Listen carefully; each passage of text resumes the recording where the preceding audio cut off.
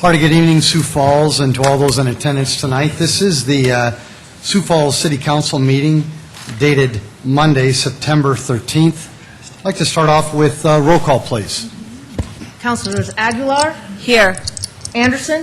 Here. Brown. Here. Entman. Here. Erpenbach. Here. Jameson. Here. Litz. Here. Rolfing. Here.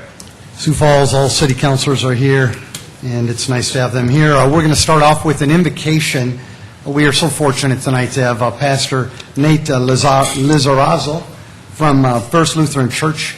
After the pastor is done, we'd like you to remain standing, please, for our Pledge of Allegiance. Thank you. Pastor Nate. Thank you indeed for giving me the opportunity to be with you tonight, to pray with you tonight. I'm Pastor Nathaniel Lizarazo, most commonly known as Pastor Nate. I serve as Associate Pastor for Mission and Outreach at First Lutheran Church, and we are indeed very close neighbors, and hopefully we are good neighbors as well. I want you to know that not only for a very few seconds here tonight, but on a regular basis, we pray for you.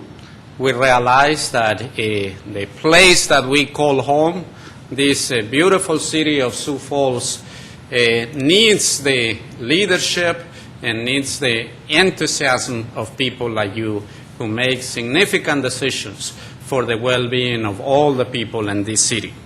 So please know that our prayers are always with you. With that in mind, let us pray.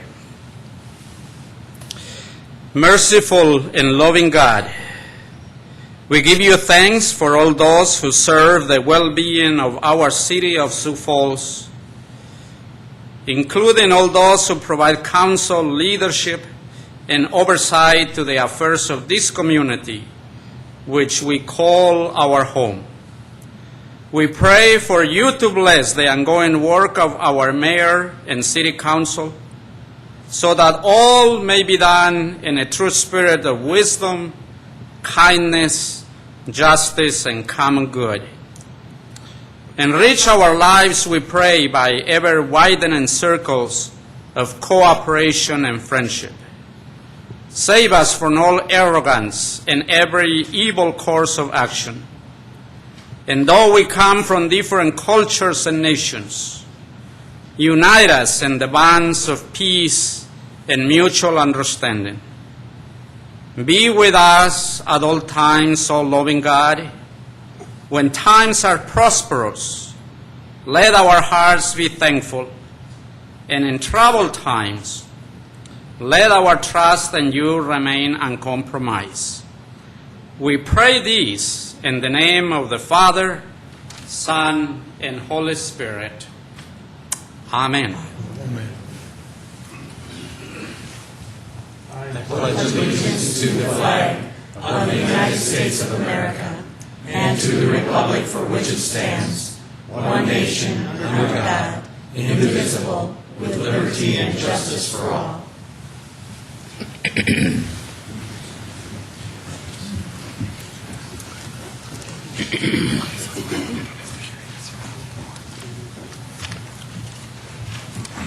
it all your budget stuff?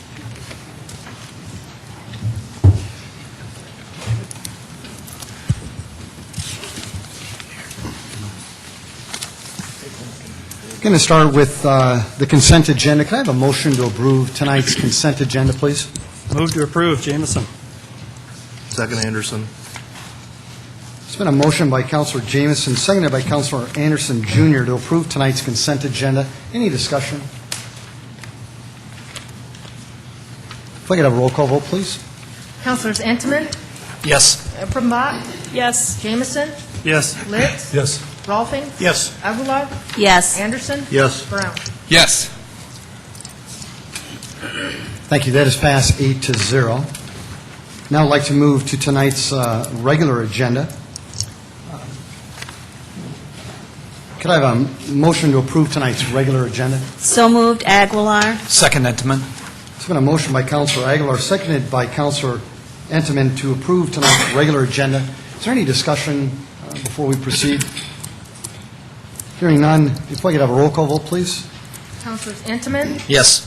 Erpenbach. Yes. Jameson, Yes. Litz, Yes. Rolfing, Yes. Aguilar, Yes. Anderson, Yes. Brown. Yes.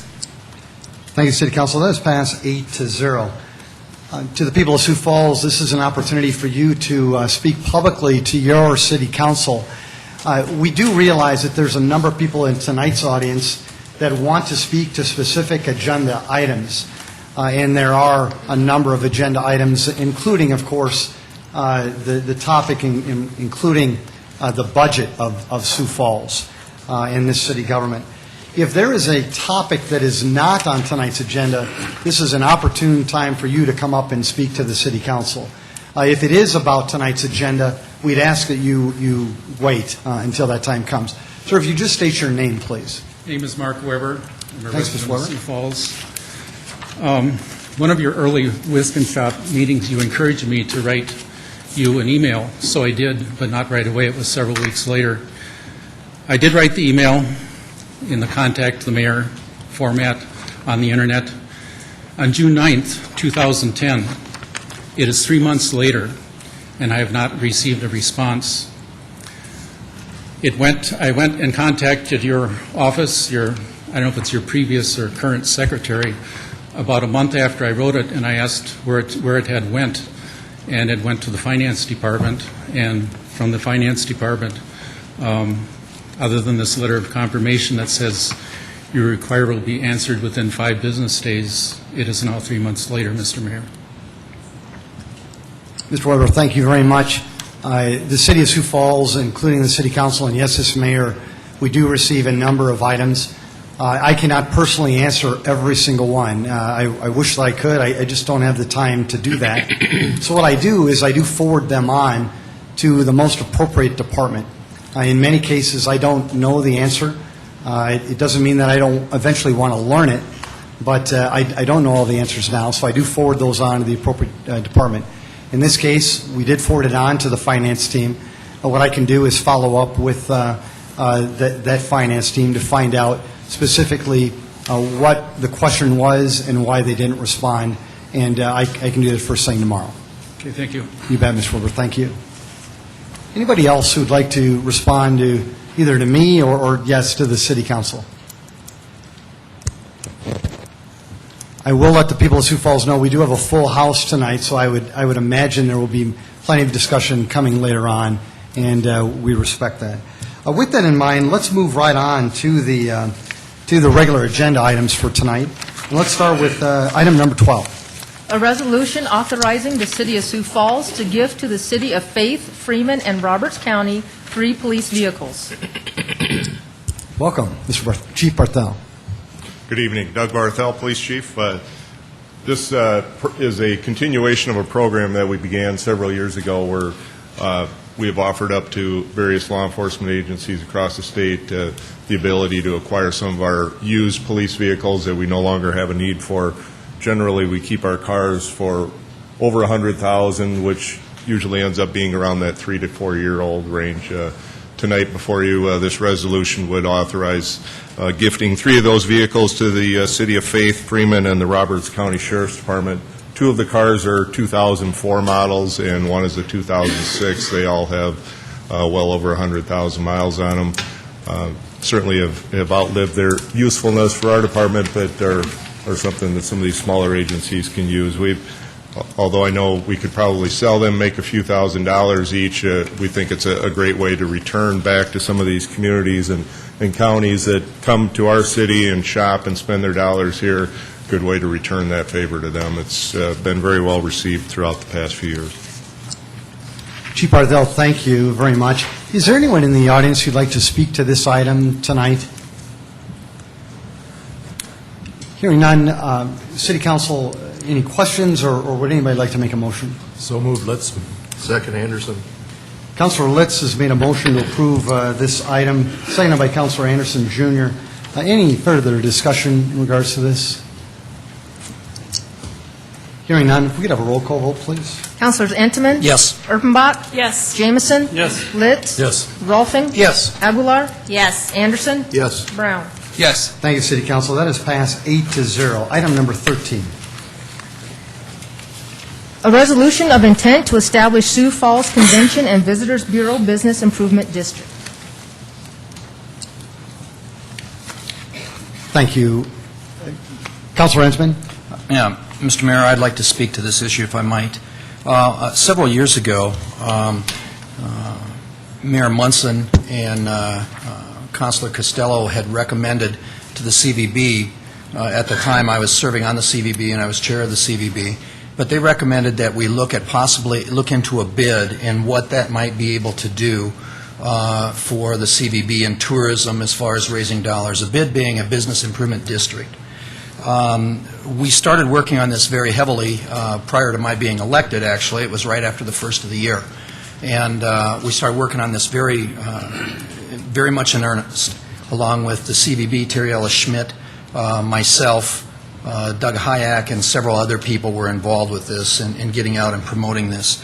And we came forward with a plan here, a bid district. And in order to get a bid going, it's for funding the CVB.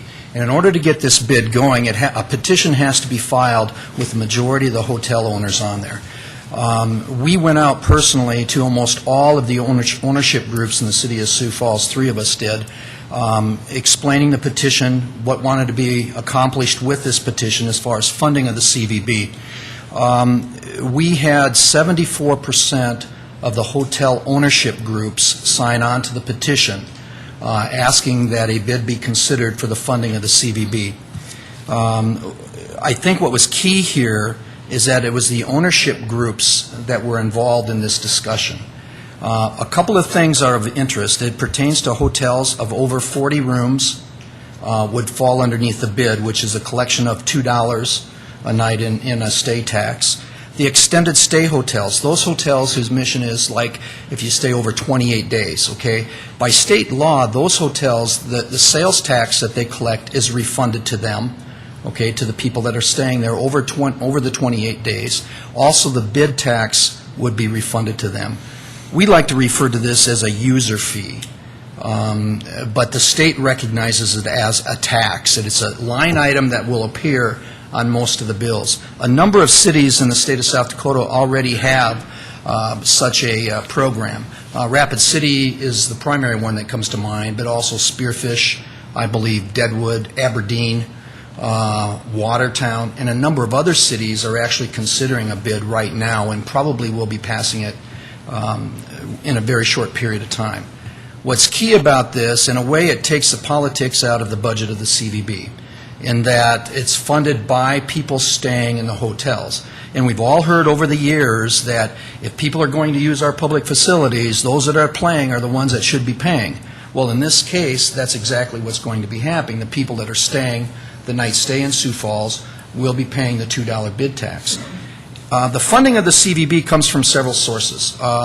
We have a tax that was actually grandfathered in by the state, which is the room tax, of which I believe we had about a little over $575,000 collected last year. That goes directly to the CVB to fund their operations, and that's by the city rules and regulations as they apply.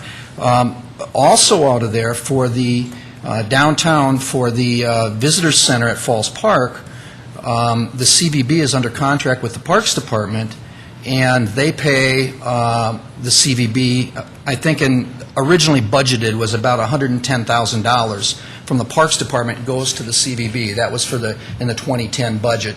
I think it's going to be, in your proposed budget, it was $90,000 for this year. And then also there's a long-term book of the convention center. For that, the CVB received $150,000. Now, understanding that this is the mission of the CVB is to do these things, okay?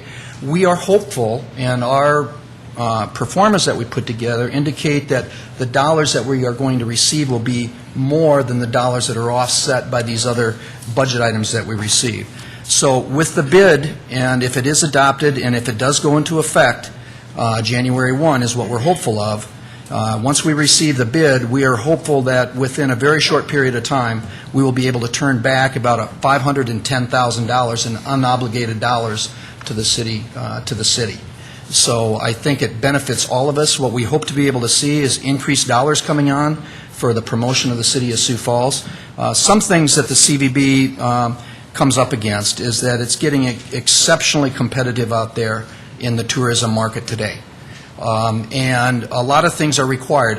One example of things that we should be able to do with this money is transportation. And what I mean by that is, once we get a convention into the city of Sioux Falls, sometimes they require transportation to go from hotel to wherever the main event is being held. If it's at the convention center, they might require transportation or ask about transportation. We cannot participate in that today, because we just do not have those funds available. So we're hopeful that this will bring in more money for us. And, Mr. Mayor, to your point, and you always ask me, show me the return on investment. And what I'm here to tell you is that we're going to see immediately about $510,000 coming back into the city in unobligated cash. And then hopefully within 1 year, based on what the occupancy of our hotels are going to be, if it goes up, we've been successful in our promotion. If our sales tax collections that we receive in the city of Sioux Falls go up, I would have to say that we've been fairly successful in our promotion efforts for the city. So as a result of that, I'd like to thank everybody, all the hotels that have come on board with this and recognize the value. And what's key about this is that the hotels collect it. And now what's going to happen if this is passed, the hotels will be involved in the bid board, and they will have a direct input into the CVB budget. We will have to present, the CVB will have to present their budget to the bid board, then it goes to the chamber. Ultimately, it comes to the city council for approval. And I think this is a win-win for all of us here in the city of Sioux Falls. Councilor Intiman, thank you. Great job in terms of explaining that to the people of Sioux Falls. I truly appreciate it. Mr. Cooper, did you want to speak to this item tonight or not?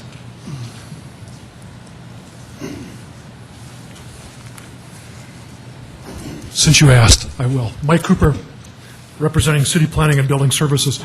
The only comment that I'll make is that it has resulted in a lot of effort by both the private industry as well as council people and others. And so that the people know what we're doing tonight, the council tonight is being asked to consider approving a resolution of intent.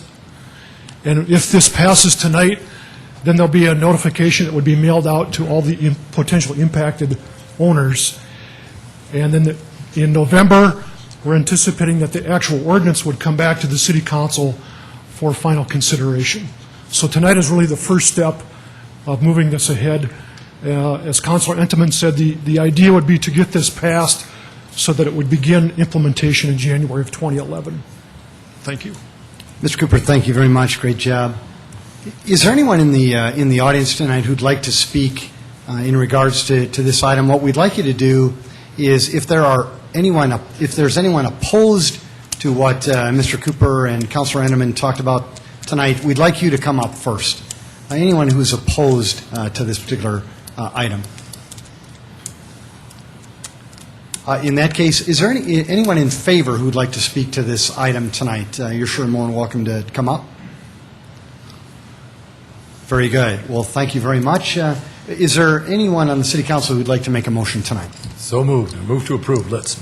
Second. Rolfing. There has been a motion by Councilor Litz, seconded by Councilor Rolfing, to approve item 13 in terms of resolution of intent to establish the Sioux Falls Convention and Visitors Bureau bid. Is there any discussion by the City Council? Yes, Councilor Rolfing. I saw a nice article in the Argus Leader today that promoted exactly what this type of a situation can do, that said in that area out there that the businesses have seen a remarkable increase in businesses last year, even with the way business is, simply because of the amount of promotion that they've been able to do directly attributed to the bid district that they have out there. So I think this is a very good time to get this started. Thank you. Thanks, Councilor Rolfing. City Council, any other comments? I will, on behalf of the people of Sioux Falls, I'd like to thank Councilor Intiman for his leadership on this. I don't know how you are a councilor, a business owner, as well as a steward in terms of getting all this work done, but to the City of Sioux Falls, Councilor Intiman has also held numerous meetings in our office, as well as with Mr. Cooper and many, many others across the city. So it has not been done in a vacuum. So thank you, Councilor Entman. Thanks, Mr. Mayor. Hearing no further discussion, could we have a roll call vote, please? Councilors Entman, Yes. Erpenbach, Yes. Jameson, Yes. Litz, Yes. Rolfing, Yes. Aguilar, Yes. Anderson, Yes. Brown. Yes. Thank you, City Council. That is passed 8-0. Item number 14, please.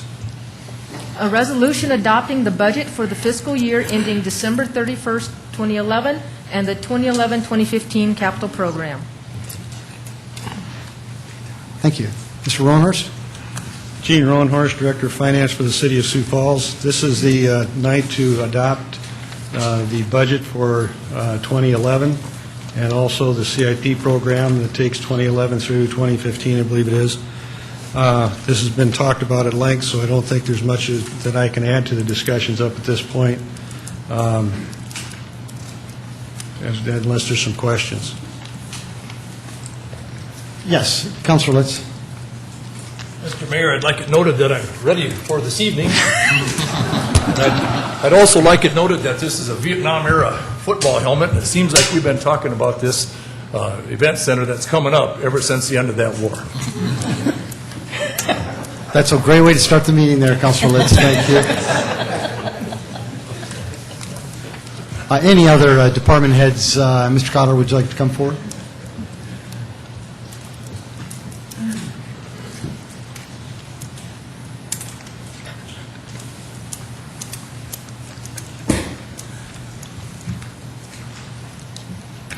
Good evening, Mayor and City Council. Tonight, I've fielded a number of calls on the Event Center and wanted to at least speak to those three of the key questions that have been asked of our office in hopes to clarify it to that there's likely more than one person that have these questions. The first question was, what is the scope of work for the $500,000? And if you don't have those, they are off to the side. It's a fact sheet on the Event Center CIP, and I can just, again, walk briefly through that. The second question's been the preliminary cost estimate, and are the estimates accurate? Where did the research come from? And then last, how will this be funded? Are my taxes going to be raised? And so let me just, if I could, take about 5 minutes to just briefly discuss these three questions. Essentially, this is not a study. These dollars will take us into the design of the facility. And again, on the fact sheet, it really takes us into the normal activities that we do when we take a facility from a concept idea, once it's been identified, to detailed schematic design drawings. Some of the key aspects that we'll be taking is not only looking at the site survey and all the existing infrastructure, but we'll also start to involve the public, start to develop at least 3 concept designs so people can start to identify what the event center looks like, where it would be best positioned, and try to vet through and find what's going to work best for the city of Sioux Falls, and then ultimately pick a preferred alternative. And then from that standpoint, just like most designs, it'll be from a funnel process where we just gradually get more and more details as we progress forward. One of the unique things that we can do now is once we have those design drawings, you can create a virtual tour of the facility with using BIM technology. We use it in public works projects like water plants, wastewater plants, so we can see if there's going to be any conflicts with piping galleries and that kind of thing, which really interests us. But essentially, too, for an event center, you're able to fly around the outside of it and also fly around the inside of it. In any of the corridors, you can see how from one venue it changes to another venue, so you really get a good sense of what the facility will be when it's done. At that point, once we know that amount, we can ask the contracting team to give us a guaranteed maximum price so we know what the facility would cost. Ultimately, likely that early in the stage, it will be a conservative estimate, but that, again, will be the ceiling, and then we can actually run the funding strategies to see how we'll actually fund the facility. So there's a number of very detailed steps that are shown in that fact sheet, but I wanted to make sure that people know that we're no longer, this is not another study. It truly is design. It's a very common step. Just to look back on a recent project in our history here, the downtown library started its design in mid-2006, and earlier this year the ribbon was cut, but it took essentially about $600,000 of initial design dollars to get that project from where it was from a concept to where it's at today. So it's important that we get started. Also wanted to be known that there's been discussions on selection and how that process works. The city currently does a number of projects that we request proposals from qualified teams, and it would be qualification-based. Councilor Rippenbach, it would not be low bid, so I know that's always a concern. But we certainly want to select on qualifications, experience, and availability. We do, however, want to require that there's a local architect as a part of the team, as well as a local engineering firm that's a part of the team. That's key for us. They know the planning and building services teams. They also know the engineering teams. So there's not a lot of that ramp-up work that will be done. Again, I think once you see a good set of schematic design drawings, you can, the public can make some very good informed decisions. I think it should be noted that normally when firms go into the pursuit of these kind of projects, they do, as well as we do internally, but there are dollars that are invested in trying to get those projects, and so it's important to fund the project. So the intent of when they put their proposals in, which they can easily incur costs initially of $25,000 to $50,000 to prepare the actual proposal that they'll submit to the city to consider. It's important for those teams to know that there is truly a project and there's funding appropriated. The second question is the preliminary project estimate, and I just want to touch on there's a project that's moving along. It's in Evansville, Indiana, that was recently referenced in one of the media outlets, that the project estimate was actually about $127,000. It's important to know that all these projects are different. That particular project has a significant amount of infrastructure, streetscaping, significant private utilities that are being relocated. There's site acquisition costs, there's site demolition costs, but the actual facility, and at the current Arena Convention Center site, the city owns the land. The actual facility, which is extremely impressive, I don't think they held back on anything, is about $92.5 million. And so just from a standpoint, it's always good to keep in relative spec on what's included in the total project cost, but looking back through the numbers, we do feel comfortable on what we've provided for the preliminary project estimate. And if we want a further breakdown, I can certainly provide that. And then last, it's been talked that how will we fund this? Will our taxes go up? I know that was a part of the last task force plan, but essentially this one would be cash and certainly the hope of private donations as well as some level of a bond. And so at that point, Mayor, those are the three questions that I've been asked throughout the week. Mr. Cotter, thank you. Mr. Cotter, thank you very much. Folks, there are a number of items that are going to come up tonight, and we're going to try to walk through these as best we can and certainly allow you an opportunity to speak as well. We also realize there's going to be different department heads that will either come up now or will come up during the discussion as the City Council wants to learn more. Last week, we somewhat changed the process in terms of how we're doing this. And what we're doing is we're trying to get to our department heads first and then allow public testimony before the motions are actually presented. So that's why this may seem a little out of the ordinary, but we will get through it, and we will certainly allow you to have all the opportunity to speak that you would like. In terms of helping the public, there were a number of amendments that were presented by the City Council in the spirit of making this a public meeting. They involve everything from the Sioux Falls Parks and Recreation to things like the Compass Center in town, to the police department, to Parks and Recreation again, and whether it be summer pools and forestry, to South Dakota Municipal League dues, to the general fund in terms of They own the clerk's department within the city council. Again, Parks and Rec involving the Center of Active Generations, the Sioux Falls Zoo, park maintenance, of course, the event center, as we've talked about, and other things. So we certainly want to provide you an opportunity to speak to all those items before the city council makes these motions before all of you here tonight. Councilor Jameson, I should ask you, maybe in the spirit of moving this forward, should we have department heads come forward first, or should we just go right to some public commentary? What do you think would be best tonight?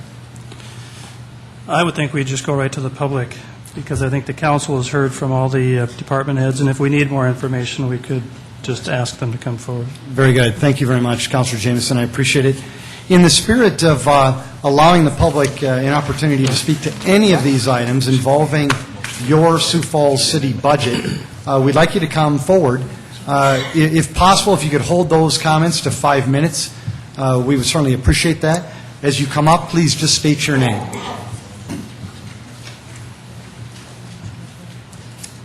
Thank you, sir. And if I could just ask, in the spirit of trying to move this along tonight, once this gentleman is done speaking, if we could have another one ready to go, I think that would just be wonderful. Sir, please just state your name. Yeah, Ken Kirby, and this is about the event center that we're talking about. It's my understanding that the city of Sioux Falls is already $260-some million in debt. We now have another $1 million for the sewer pipe that just broke. We're going to add another $500,000 for this plan that they're going to build for this new convention center. According to the paper this morning, one of the sites to look at was that park. I can't tell you the name of the park, and they just put $400,000 worth of debt work into that park. Sioux Falls Park and Rec did it.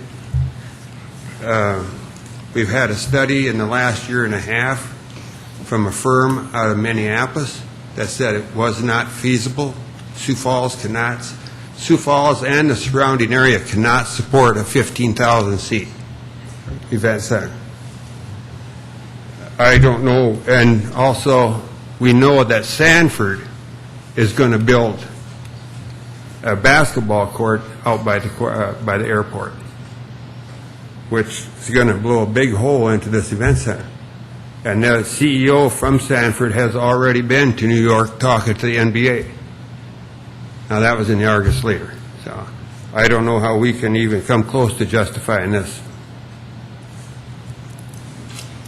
Mr. Kirby, thank you. You bet.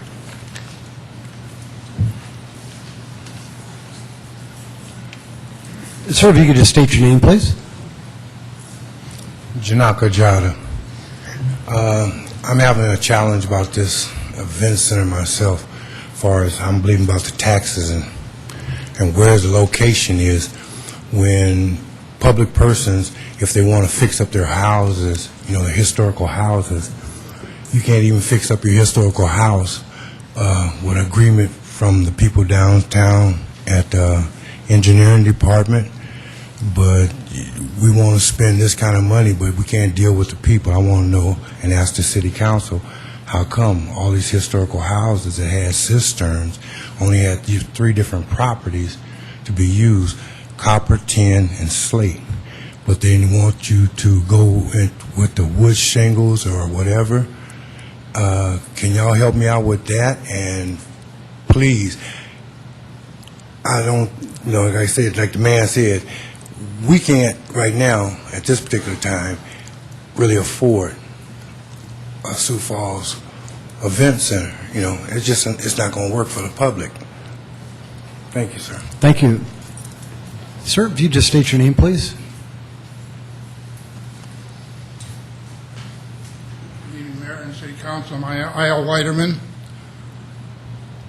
I do not believe that there's $500,000 available to use the way you want to use it until you know what the people want. We voted against it once.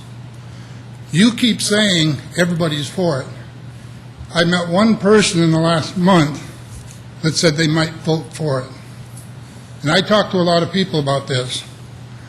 As far as abolishing McCart Field, I think that's absurd. I don't think we should pump $400,000 into a ballpark and take it away from the kids. Thank you. Mr. Weiderman, thank you very much. Next. Miss? That's fine. Come on up. You bet. Any topic in regards to the City of Sioux Falls budget, please come on up and speak freely. Thank you. My name is Carol Oakland. I'm president of the Great Plains Zoo Board of Directors, and I would like to address a few issues regarding the proposed cuts for the zoo. The zoo has met with city officials and attended city council informational meetings in response to the 17.5% cut to the management fee. This represents a $234,000 cut to our requested management fee. The city's management fee has remained the same for the zoo's budget since 2006, the same dollar amount. However, in that time, the percentage or proportion of our budget that management fee represents has changed from about 50% in 2006 to 35.5% currently for 2010.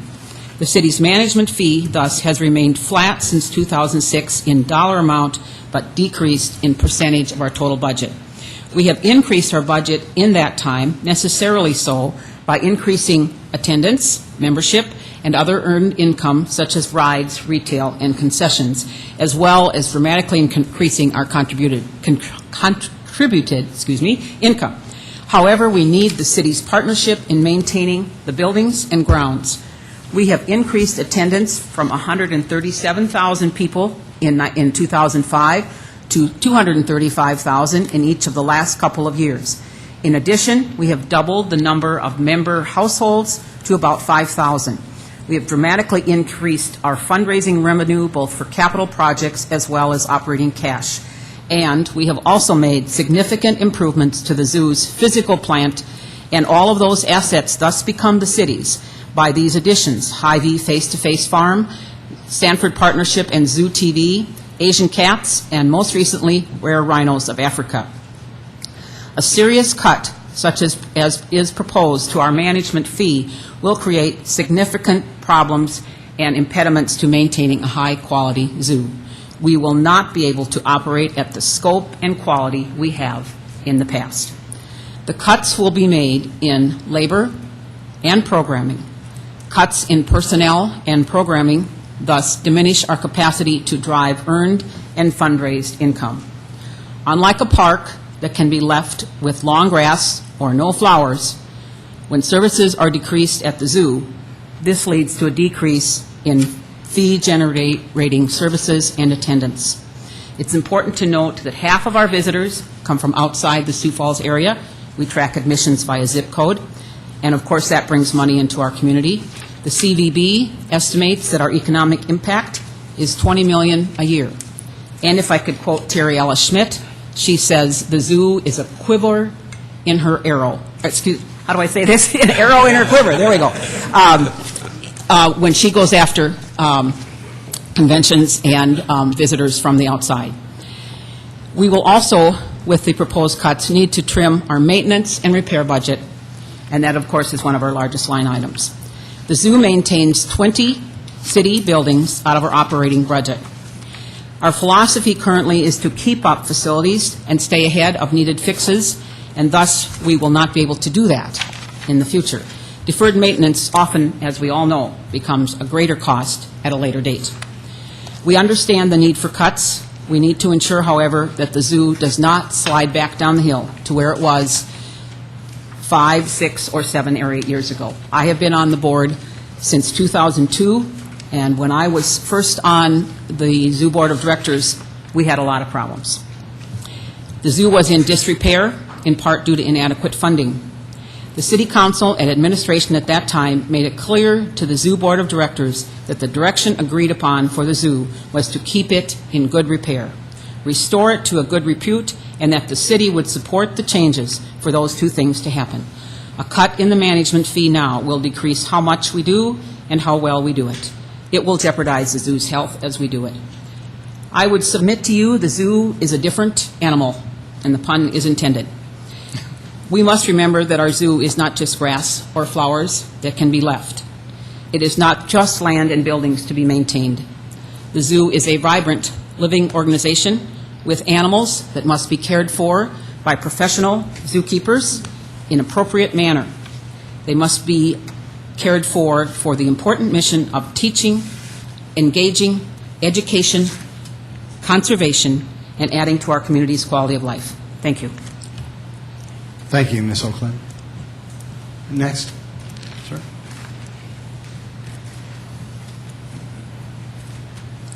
Mr. Mayor and council people, my name is Bob Sieverts, and I've lived in this town all my life. Event Center. If I could, I'd ask a question and probably make some comment. But, Mr. Mayor, in financing the Event Center, the private money projected is $24,500,000. Where did that figure come from? We used an estimate in terms of what has been done in other locations when they were looking at things like naming rights, suite fees, seat licenses, parking revenues, and other naming that is done within a facility like that.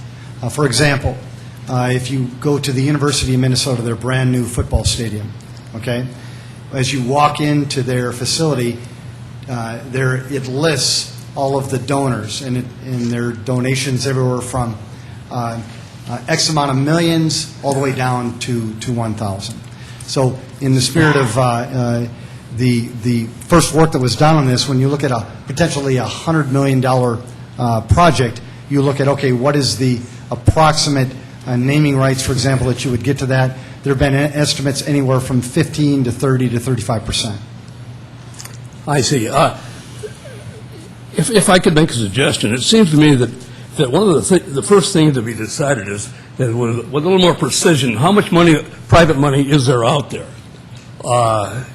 and bring together the people that favor this event center, the Chamber of Commerce and Forward Sioux Falls, and the booze and hotel people, the athletic people, the jocks, and broaden it. Maybe the Trades and Labor Assembly, they'd be interested. The construction people are interested in things, and maybe a little more imagination on naming rights. Not just naming the building, but parts of the building. Seating areas. I think there's a possibility there. I certainly don't suggest another task force. But what I would like to see is, with some precision, how much private money is out there. And I thank you for your attention. Mr. Stephen, thank you very much. In the spirit of hoping to address that, no one's going to donate any money to something that they don't know what they're donating to. No one's going to give anybody $10 million to donate to something unless they can see it. But thank you very much. Thank you. Any other comments in regards to any other agenda? Yes, please. Just state your name, sir. My name's Tim Stanga. I don't know, you're already asking me to donate $500,000 that I guess I don't believe you should donate. God, I always tell my mom I wish I could come up and clone myself, because there's just not enough of me to go around for all you guys. But I just look at it as one. I don't know how you guys talked about the police officers, but if we're going to cut the police force and not have any police officers for, 2-3 years, I think you're dead wrong. I think that with all the thefts, the murders, the robbers, everything, I think we need to add police officers. I'd rather be safe at my house than to worry about $500,000 for the event center. Another thing, we have people that get sewage in their basement every year. I didn't see any of the city council people over there trying to help these people, trying to clean up their basements, trying to figure out how we can fix their problem. These people are sitting on houses that they can't sell because they got to disclose that. I think that $500,000 would go a long ways to try to help them people out to get it so they don't have sewer in their basement every year. Another thing, with the McCart Field, I played ball there when I was a young kid. I played every year. I coached my daughter at that field. A lot of fathers have. A lot of mothers have gone there. A lot of kids have played out there. I looked at it this year. We redid that park to look nice. Now what we're going to do is we're going to go in and we're going to destroy it on what the park has come out to be as of now. I just look at, right now is not the time. How many building permits were out last month? I think it was 15. I'm not 100% sure. There's going to be a lot of people unemployed. And I think that spending $500,000 could go a long ways on being able to not even help people, but I mean to put police officers on, to be able to figure out what we can do with the sewer system. And we can tax everybody to death, but I guess what I'm looking at, are we building it for the people of Sioux Falls, or are we building it for the people that can afford to go? Because I'm out there and I talk to a lot of people, and a lot of people state, why do I have to pay $500,000 to one when I voted it down to begin with? Why should I have to pay for a facility that I am never going to walk into and never go and see? And that's what I hear around town. Now, I don't know where Mr. Cotter comes from, but I don't hear anybody ask the questions that he asked. But I will tell one thing, that yes, your taxes are going to go up because somebody's got to pay for it. 2, nobody has come out and said how much this event center is going to cost to take care of every year. Nobody has come out and said how much it's going to cost to run the arena that is going to sit vacant. And then if we're going to put money in the convention center, that's even a double whammy. You say that we're going to go out and we're going to get private people to donate. Go down and look at the board down at the pavilion. How much do we spend as taxpayers every year to keep that pavilion running? I think it was $2.5 million this year. I'm not 100% sure. What is it going to cost for the entertainment center right now? With the economy the way it is, it's not a good time to do this. Now, I don't know if it's a campaign agenda that's on your mind or whatnot, and that goes through a lot of people's heads. I'm being straightforward with you, and I always have been. But something has to be done different. And if it's $500,000, I think it should go towards the people to vote on, to whether they want to see that $500,000 go ahead to look at how this event center should be proposed and how it should look. Because it's up to the people. It's their money. Not anybody here. It's the people outside. It's their money. Thank you, Mr. Stenger. Next.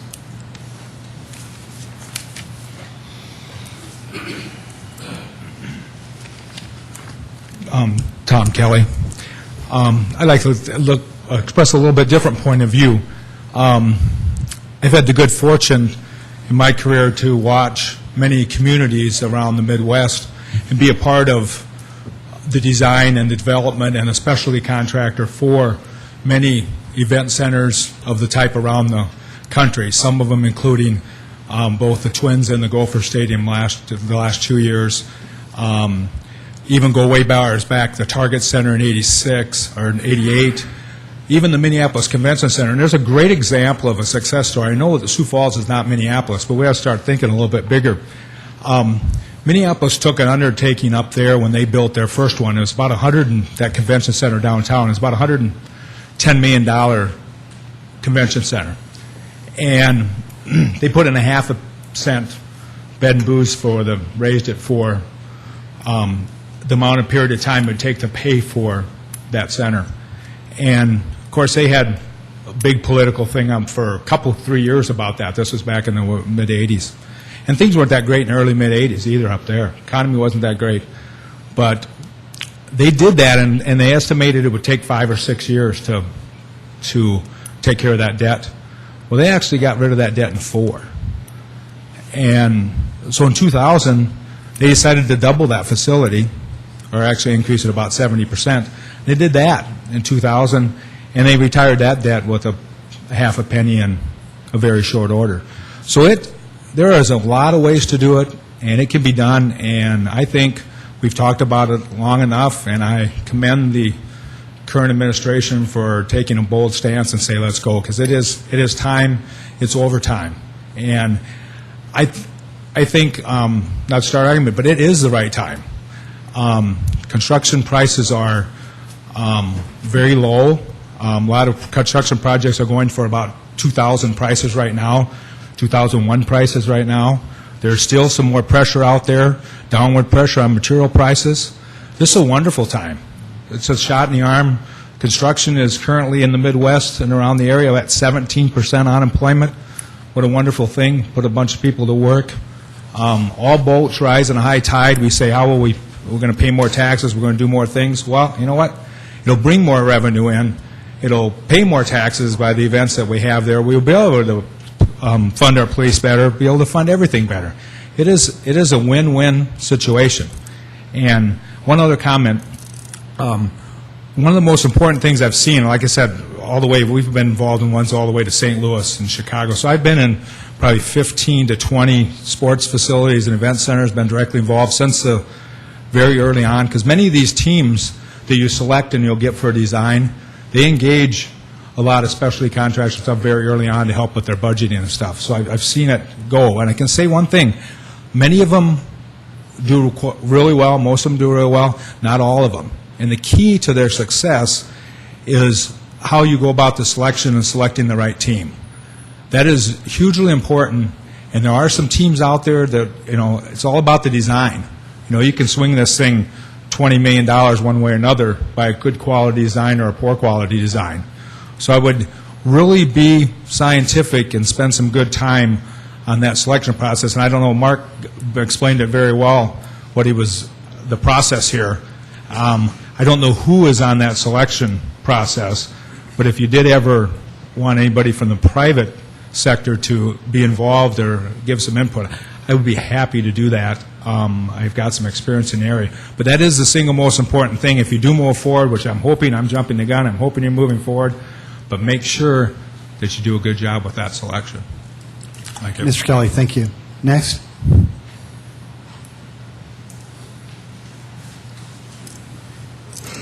Sir, if you just state your name, please. Dave Knudsen. It's a pleasure to be in front of the council. I haven't been here very often the past 8 years, but I look forward to being here tonight and perhaps in the future.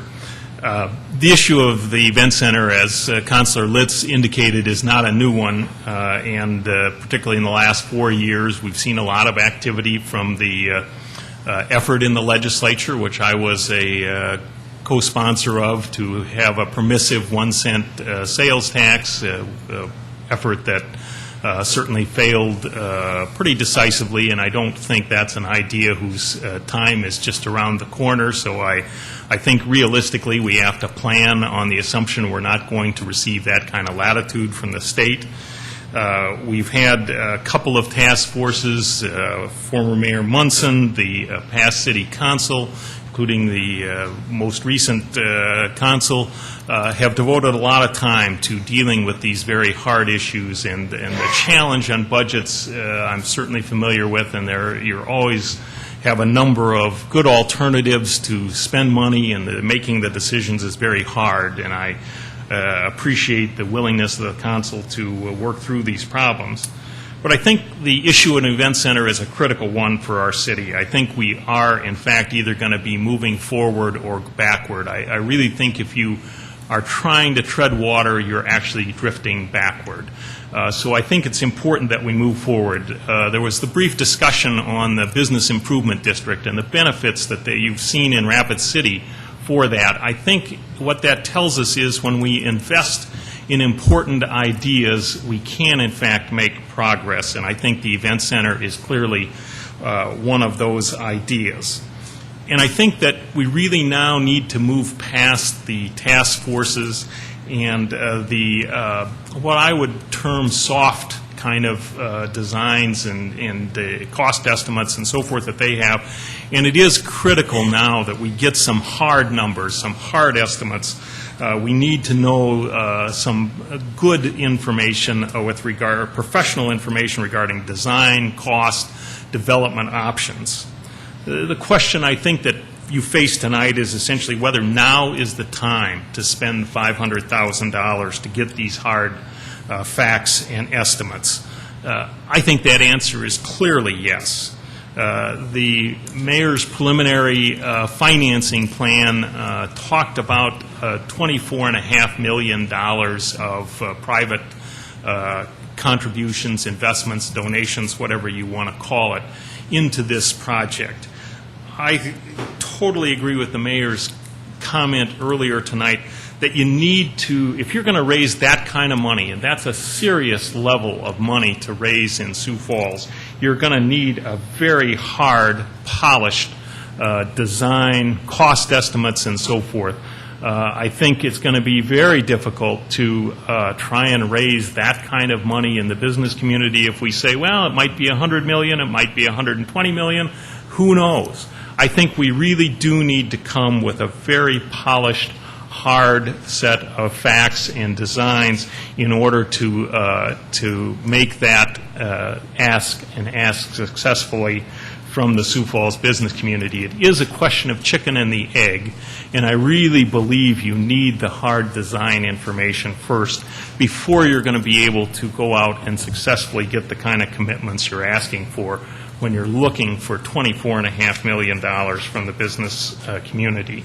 The cost is $500,000, which is 0.5% essentially of the proposed current estimated cost, and I think that's a very reasonable investment to be made at this time. I certainly would encourage the council to support the $500,000 proposed allocation in the capital improvement budget, and thank you for your consideration. Mr. Knutson, thank you. Next. Sir, welcome.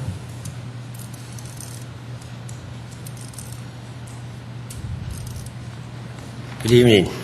I'm Rex Lally. Welcome, Mr. Good first name, by the way. Yeah. I kind of come here in a negative way, but the percentage, 500,000. What is that of 1 year's city budget, percentage-wise? It's really small. Maybe I thought, just as this past gentleman was speaking of donations from interested parties in the city to build a thing, maybe they could help with the 500,000 too. Somebody from Citibank or something. I said I was going to speak here kind of in a negative way, and that is, there's been a lot of talk in the past, discussion of the downtown location. I'd like to speak against that. I think if you look at that area right now, there's 5 two-lane streets leaving that area they're talking about. Would not be sufficient. I can't imagine a study. Just go look at it. It couldn't be. To make that feasible, I can't.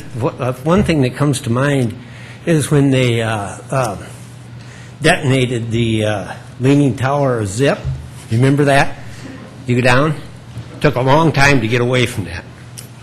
A lot of people down there, and it took a long time to drive. There's big bottlenecks at Cliff Avenue, 8th and 6th, and there still would be. And I don't know what you do with that. 8th Street, you go right into a residential area. 6th doesn't have an outlet on the east end into the interstate. So it'd take a lot. Whereas, compare that, and as far as the downtown location benefiting, the only place I can think of it'd benefit would be the bars. Otherwise, where the arena and the convention center, the restaurants around there would be open later at night now, and they're not. They're closed. Leave there, you got to drive a long ways to find an open facility to grab a hamburger. So there's got to be a reason for that. So the only thing I think could benefit downtown would be the bars.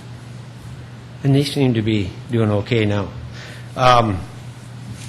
At the arena location, there's four-lane streets right now leaving there, and with access to the interstate pretty close by. Plus, there's two other two-lane streets leaving there through residential, which you'd have over here. To get this situation downtown to where the traffic could get out of there with anything comparable, you'd be widening streets, widening two bridges, and buying private property to get the width. And you'd still run into a bottleneck on the east side and a lot of residential on the west side. It's just there. That's the way it is. Other towns that I can think of that have built facilities anywhere near the center of town have all got interstates by them. By the way, I hope he doesn't mind. I asked Mr. Kelly. He seemed to be pretty knowledgeable. Never met him before. Just saw him, listened to him here. I asked him over here after he got off if he could think of any facility that he's been connected with. I don't know what his capacity is, but seemed knowledgeable, that doesn't have an interstate by it. Now, Rapid, I went out to the AA tournament. Luckily, a local school won that, the basketball tournament last fall, Rapid. To get away from there takes quite a while until you get to the point where they get to a four-lane road or the interstate. Otherwise, you sit there in a lot of traffic. They don't have an interstate right next to it, but close by they do on the north end. I think it's north, isn't it? Yeah. But any place, Sioux City, right by the front door, Fair Arena, Omaha. I've been to Kansas City to the baseball, and football facilities, an interstate right next to it. Minneapolis and their new park up there, there's an interstate right close by. Up two of them, really. That's the way they are all over. So what I'm really speaking about is stay away from downtown with it. It's going to be a bottleneck. It's going to be a headache, and it's going to be, I've never seen an estimate of that. They talk about the building. How about a future estimate for buying property, widening streets to get people out of there, and widening bridges? I've never seen that estimate. And there'd have to be, because it's just not wide enough out of there. I was wondering about, too, the arena location. Have you talked to the school board about swapping property for their facility where they make school lunches? Because they could probably, that thing's was no other use years ago, and then added on. Maybe they could use a nice modern facility. Thank you. Mr. Raleigh, thank you very much. Yes, Councilor Jameson. I just thought I might clarify that, and I'll ask the question as well, but I don't know that what you're proposing has any consideration of any other site. Was that right? It's the arena site? I just want to kind of clarify that for the group. Councilor Jameson, thank you very much. I appreciate the opportunity to clarify. One of the things that the $500,000, and I think that was the intent of Mr. Cotter, was to try to explain what the $500,000 is for. I was going to ask Mr. Cotter, but I guess I'll just answer myself. There has been no plan presented. There's been none. There has been only dialogue with the City Council in terms of potential vision, in terms of what it could look like, but the reason for the $500,000 is to ultimately devise the plan. And so in a way, it's almost disheartening. A lot of the comments that are coming up are involving things like size, things like location, things like how much it's going to cost, things like how many seats it's going to be, things like how are we going to pay for it, how are we going to fund it. Those are the items that ultimately we will find out before we bring this forward to the citizens of Sioux Falls. And that's why we need the $500,000. And again, Councilor Jameson just asked me, what does it say in the plan? Is it at the arena? Is that the only location? Is it downtown? Is it on the interstates? There has been no plan presented to the people. That has been, I know that's been a hot topic of discussion amongst the media, and ultimately, though, that is why this $500,000 investment is. So, Councilor Jameson, I can't answer your question because there is no plan. That was one of the things we were hoping to bring up. Just like Mr. Lally just mentioned, one of the things that we're going to have to explain to the people of Sioux Falls, hopefully at some point in time, is what are the benefits or the risks associated with the different locations in Sioux Falls, whether they be downtown Sioux Falls, or whether they be at the current location, or whether they be at another location here in Sioux Falls. And that is ultimately what we want to present to the people of Sioux Falls and give them an opportunity to vote on it. Councilor Jameson. So then, to be crystal clear, this $500,000 is essentially another study.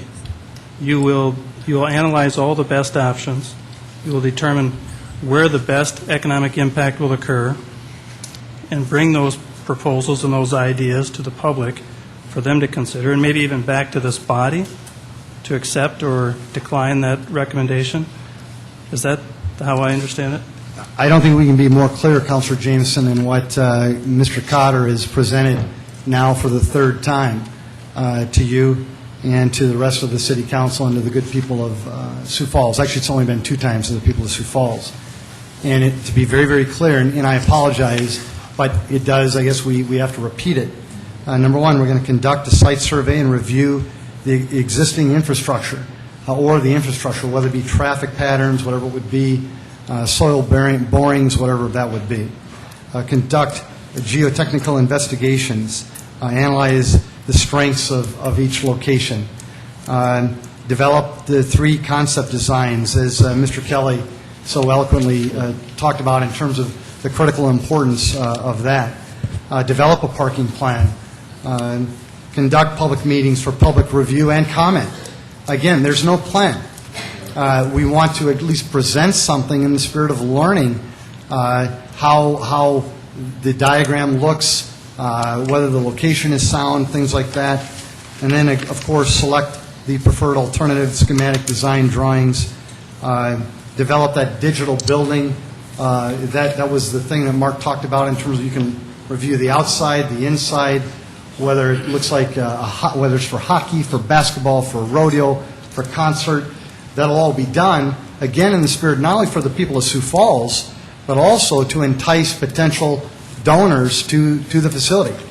Because, again, there's not going to be a donor who's going to be willing to invest $10 to $15 million without seeing it, at least touching it, feeling it, smelling it first.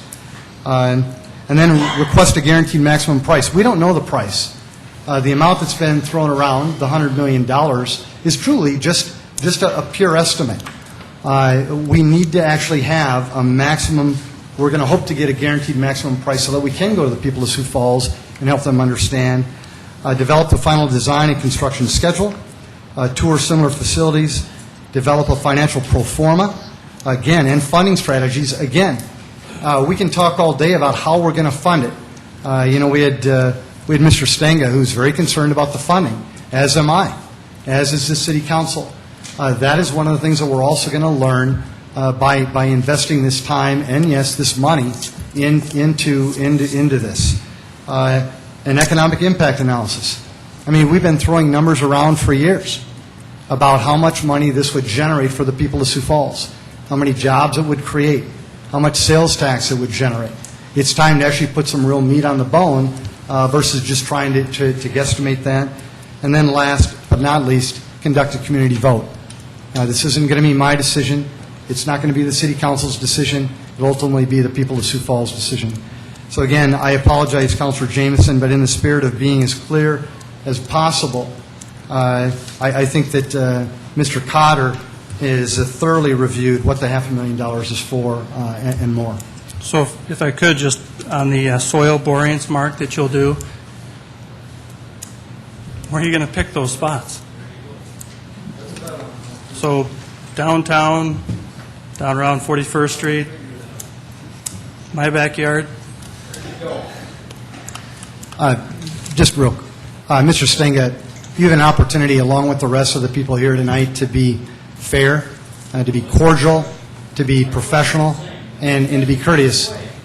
You've had an opportunity to speak. You will certainly have more, but in the spirit of at least being fair and professional, if you would just allow not only the councilors to speak, but also Mr. Cotter to speak, we'd appreciate it. Thank you. Mr. Cotter, if you could answer Councilor Jameson's question, please. Certainly. Again, I think one of the things that we've talked about is that we're building upon all the previous work. There's been 3 previous task force. The most recent one did make the recommendation to construct the facility at the Arena Convention site. But there's still going to be, from our standpoint, when you get to that due diligence, you still have to analyze all that infrastructure, and then if it passes that first gate, that truly becomes the most logical location, then we'll drill at that point. Does that answer your question, Councilor Jimson? Right, it is out at the arena site, and that's the only site that is being considered, Mayor, and it's crystal clear. Well, again, as Mr. Cotter said, until we do it, we could certainly look at other alternatives, and those have been done, and we'll continue to look at the most viable alternative, as well as one that makes sense for all the people of Sioux Falls. Again, this is one of those topics where none of us is going to agree. I think Mr. Knudsen did a great job in terms of mentioning, we could talk all day and we're not going to come to 100% agreement on this particular topic. We're not. And that includes location. But again, the discussion's not over, and that will continue well on into the future. Councilor Ruffing, should we, a question now, or would you want more public comment? It's entirely up to you, sir. No, I'd like some clarification on that, because Councilor Ruffing, please. During our meeting, other locations were not disclosed, were not discussed, and not to my knowledge anyway that I remember, and so this is taking me by surprise, because there were not other ones described, and I would be. Councilor Ruffing, if I can, remember that was my vision. That wasn't City Council's vision. That wasn't the people's vision. That was mine. I made that very, very clear during our meeting. The reason that I proposed the vision was just to show you, in the spirit of all the things that we had looked at before meeting with you, to at least let you know that there's a real potential that this could be up to at least $100 million. But all of that was done in the spirit of trying to come up with the $500,000 figure. Again, I think I've been very, very clear. I do not expect the people to vote on this vision of this mayor. No. My hope is that it will ultimately be our vision, and then ultimately the people of Sioux Falls' vision. But Councilor Ruffing, that was only my vision. That's it. And we had talked about it being, using the visions, if you will, of the 3 task force beforehand, and especially the last one, which had come down very soundly in favor of the arena site. And I think that was pretty well agreed on at that point, that the arena site was the one we were coming down on. And so that was the intent, I believe, Mayor. And now to bring up the other sites, to inject that is not exactly what we had in mind at this point. Well, Councilor Ruffing, I think it wasn't us that brought that up. It was Councilor Jamieson that brought that up. Well, yeah, no, he brought it up because it wasn't, because in reading this now, the papers that you had given us and looking at this was assumed, and he happened to figure out that perhaps that wasn't the only site that would be looked at. Again, am I right, Councilor Jamieson? Councilor Jamieson asked if there will be other locations picked or that are potentially suitable. I think, as Mr. Cotter mentioned, the reason that he had talked about the current arena site was based on the work of the prior Event Center Task Force. It was Councilor Jamieson who wanted to know whether there was any viability to maybe even looking at a downtown site. Mr. Lally had mentioned the downtown site, but he was actually opposed to it. And, of course, the media has made some references to the downtown site. And we do know that there are people that are very engaged about the downtown site, and I'm sure we'll know more from them today. But ultimately, what I talked about in our meeting and what Mark has talked about is to do the soil borings and things like that at the current location. Convention center site. Only? I guess that's... Without coming back to us for direction? Well, again, if we, I don't want to speak, again, I'm not a building expert, and Mark, you're more of an expert than I am, and it sounds like Mr. Kelly is more an expert than all of us. But I guess if they find, oil underneath the site or something, there's probably a real potential you'd want to find a different site, but ultimately, I can't answer that question, Councilor Rolfing. I guess my concern is that we've had the three of them, I think, come back with the same site selection, and then to go out and do the borings and things, and then decide all of a sudden that now we're going to go downtown and drill some more holes for another few $1,000s. I might have a little problem with that because of, I think I might have a little problem with that.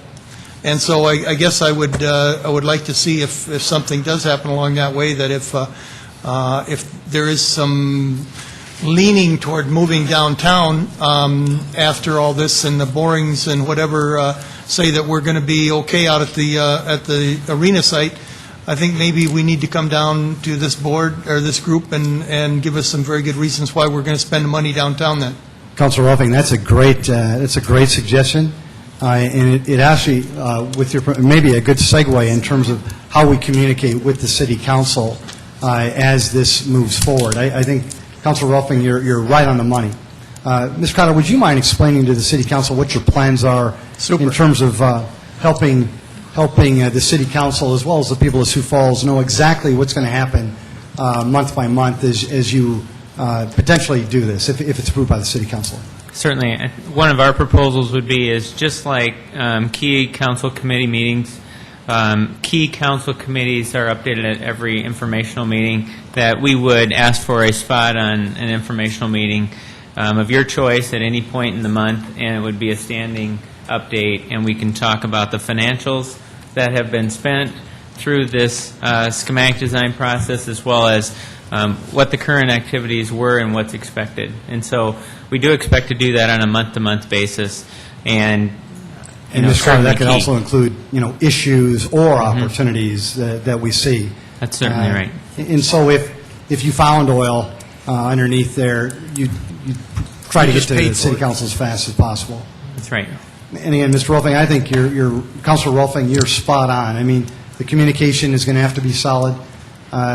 We've heard it loud and clear from good folks like yourself, and I think Mr. Cotter will assure that happens along with people like Mr. Rowenhorst, and you have my commitment as well. Okay. Very good, Councilor Rolfing. Thank you. Any other discussion from anybody in the audience tonight? Please come forward, sir. Thank you. Hi, my name's Brendan Riley, and as mentioned, I'm not the appointed spokesperson, but I'm part of the group that was talked about in the paper, the Facebook group that's supporting downtown. So I definitely don't want to say I speak for all 300 plus people, but I will bring a little facts to how we get here. We just want to we hope the council and the mayor keeps an open mind about looking into downtown. Just in a matter of 48 hours this weekend, we had a Facebook site set up that had about 100 members, and now it's well over 300. I don't know what it was before the meeting. And it just keeps growing. And the concern that we saw, and Councilor Jameson and Rolfing, thanks for the discussion, is it appears this information seems very site-specific. And it talks about conducting surveys, site studies. It appears to me that's for one area, and I'm no expert with the numbers either, but it also sounds like in the discussion here just shortly, it sounds like it's the arena unless we find oil underneath, and then maybe we'll look at downtown. I would propose that we keep more of an open mind as far as where the location is going to be. Mayor, I applaud your efforts. I applaud your energy. I'm fully in favor of an event center. I believe our group is fully in favor of an event center. What we're what we'd like to see is downtown get a good, hard look. I know there's been task force. I know there's been a number of task force. Everybody's tired of task force. I'm tired of task force. But we have to use that history a bit to show that the first task force came back squarely, I believe 100% unanimous, that downtown was the location for an event center. The most recent task force said, let's look at the arena site. Now, I'm not fully aware of your vision. I don't know if anybody is but you, but I'm not so sure that your vision is exactly on point with what that most recent task force put into play as far as why they picked the arena site for the new event center. I don't want to be obstructionist. I don't think our group wants to at all. What we would like is a good, hard look at a downtown location, and not just pay service that this means we're looking at studying a site. I think it appears like we're beyond that point. I hope we're not. I think our group hopes we're not. And a downtown event center, we've been talking about how it pays for itself. Other people say, I'm not looking for an event center so I could go to more concerts. I want an event center because it's going to spur economic development for this city. I haven't lived here all my life. Luckily, thankfully, I'm not. I wasn't here 50 years ago. I think the current arena site is proof enough that that's not going to spur economic development by putting an event center there. There might be some super rates. There may be, I'm sure Buffalo Wild Wings disagrees. But you look at downtown, there's just so much potential, so much effort, so much more potential for hotels, restaurants.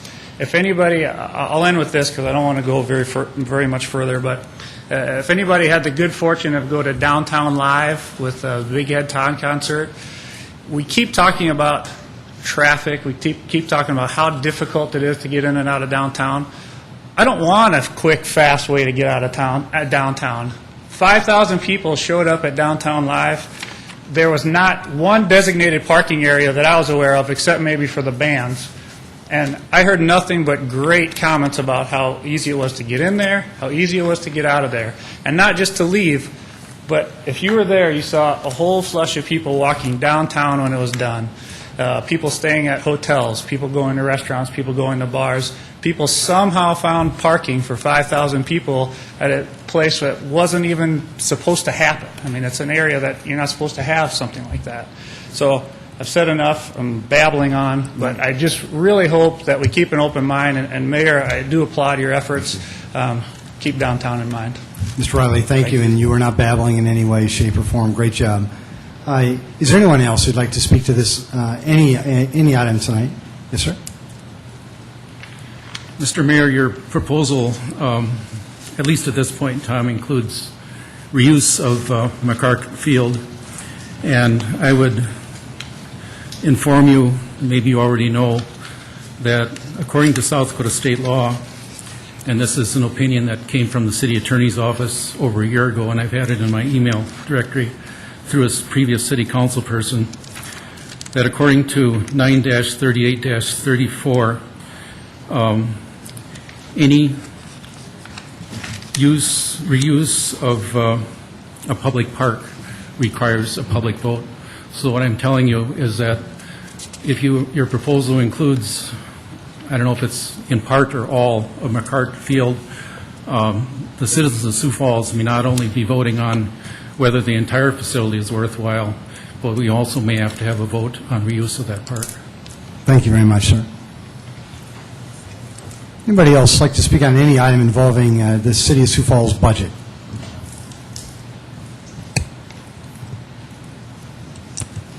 Mr. Mayor, council people, Tom Bosch, and just wanted to talk a little bit about the event center and that topic that's coming up. I guess I'm here because I've heard and read, like a lot of people, about a plan, and I don't know necessarily what that plan all consists of. What I do know, though, is that our city needs an event center, and I probably no secret where I really personally believe that it needs to happen and where it should be placed at, not only from maybe some selfish benefits, but other reasons that have been mentioned already. But I think that we need it for that economic growth of our city. And I know that there's feelings and there's been opinions, and I've read them, where people say it either needs to be in one location or I'm not going to support it. And I'm an individual in here to say that I support having an event center. I would like the dialogue and the council to keep an open mind and consider where that exactly should be and the best place for that for everyone involved. In regards to the $500,000, the cost that Mr. Cotter shared with us, I'm not an expert either. I can't sit here and say that it should only cost $100,000 or $1 million or $2 million. I have no idea what that cost is. But it's time to move on. We've had a lot of opportunities with past task forces that have spent thousands and thousands of hours in order to go ahead and move forward. And I believe not only would an event center benefit the tourism industry, but it would benefit the people of Sioux Falls as well. It would bring in a lot of tax dollars to us that we would all enjoy and benefit from. And I think that our community, one thing that we have to that I was thinking and hearing the comments is our community cares about people. It cares about the citizens of Sioux Falls. I think that's evident by almost $9.5 million that is supported by our community to the Sioux Empire United Way. More than double what's given by Las Vegas, Nevada, and we certainly would argue that we really don't hold a candle to them amount of money. But I think we care, and we're going to take care of the people of Sioux Falls. But my personal feeling is that it's time to go ahead and move on and get moving with this. Thank you. Thank you, Mr. Bosch. Sir, if you just state your name, please. My name is Bob O'Connell, and I represent the Sioux Falls Chamber of Commerce. As you know, we participated as the Chamber in the Event Center Task Force process. The Chamber Board supported a resolution in favor of that plan, and we testified last year, and the City Council approved it. The Chamber believes that Event Center is important for all the reasons that you've heard tonight, the economic development, the jobs that will be created at the center, the jobs in construction, et cetera, et cetera. We believe now is the time to move ahead with this. We should work cooperatively to come up with an agreement that will move this project forward. It's time to stop talking about it and start doing it. Thank you. Thank you, Mr. O'Connell. Sir, if you just state your name, please. Sure. Slater Barr, I'm representing the Sioux Falls Development Foundation. On behalf of the Development Foundation, I want to say that we as an organization do support a new event center for a number of reasons. First, the direct economic impact of visitors, conventions that come to the community, but also for the indirect benefits of this type of center. Not only the quality of life enhancements that it makes to the citizens of the community, but the quality of life enhancements that allow us to attract higher skilled workers and the types of industries and jobs that we want to create to this community. We want the process to move forward. As an organization, we have not taken a position on how it moves forward, however. And as I thought about this discussion, it seems to me that it's characterized almost by, on one hand, you kind of provide the parameters, the limits of the facility. For example, how many seats? What does it cost? How do we fund? In other words, what size box will contain this facility? And then you ask the public, considering these parameters, what can be done? It has some advantages that way. Less risk, less costly, but also some disadvantages. It stretches out the process. On the other hand, you completely design. You provide the blueprint. You provide the picture to the community of what this facility could be. That also has some advantages and some disadvantages. It greatly accelerates the process. It also provides a much clearer picture of what the investors, the public and private donors, if you will, are going to end up buying. But it comes at a greater cost. Hence the debate. And the reason that I have people that I greatly admire and respect on both sides of this issue. This community has a history of rigorous debate on issues such as this. But once the direction, the decision is made, it also has a history of coming together to make the decision that was made happen. This one should be no different. I just want to let you know that as the Development Foundation, whatever decision you make, we will work aggressively to help you see that vision happen. Thank you. Thank you, Mr. Barr. Any other comments at all in regards to the 2011 City of Sioux Falls budget? Yes, sir. Have you already spoken to this item, or is this a different item, sir? The council. Sir, come forward.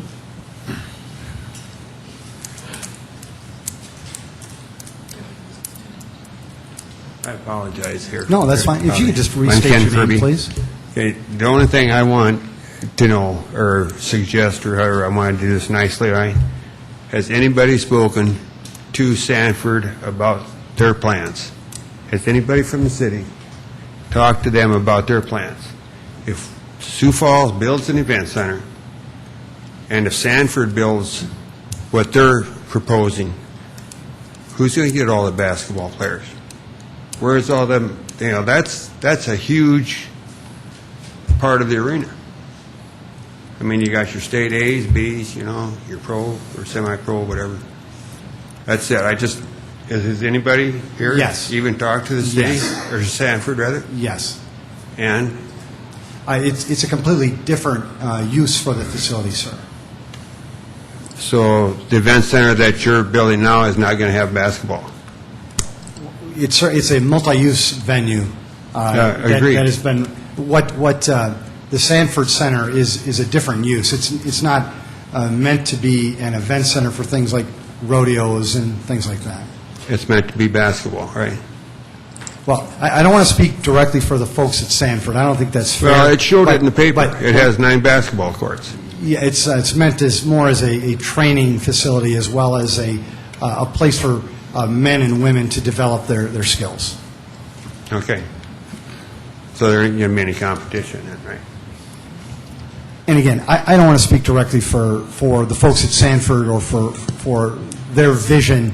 I think that we should allow them to when they're ready, I think they'll present that to the good people of Sioux Falls.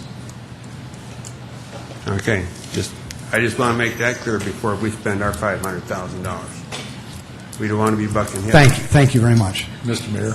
Mr. Litz, thank you. Point of order, with Councilor all Litz. due respect to the gentleman that just spoke, this is not a trial, and I would like to cut off any more cross-examination and rebuttals at this point. Thank you, Councilor Litz. Any further comments from anyone in the audience in regards to the budget? Seeing none, thank you very much for the public testimony.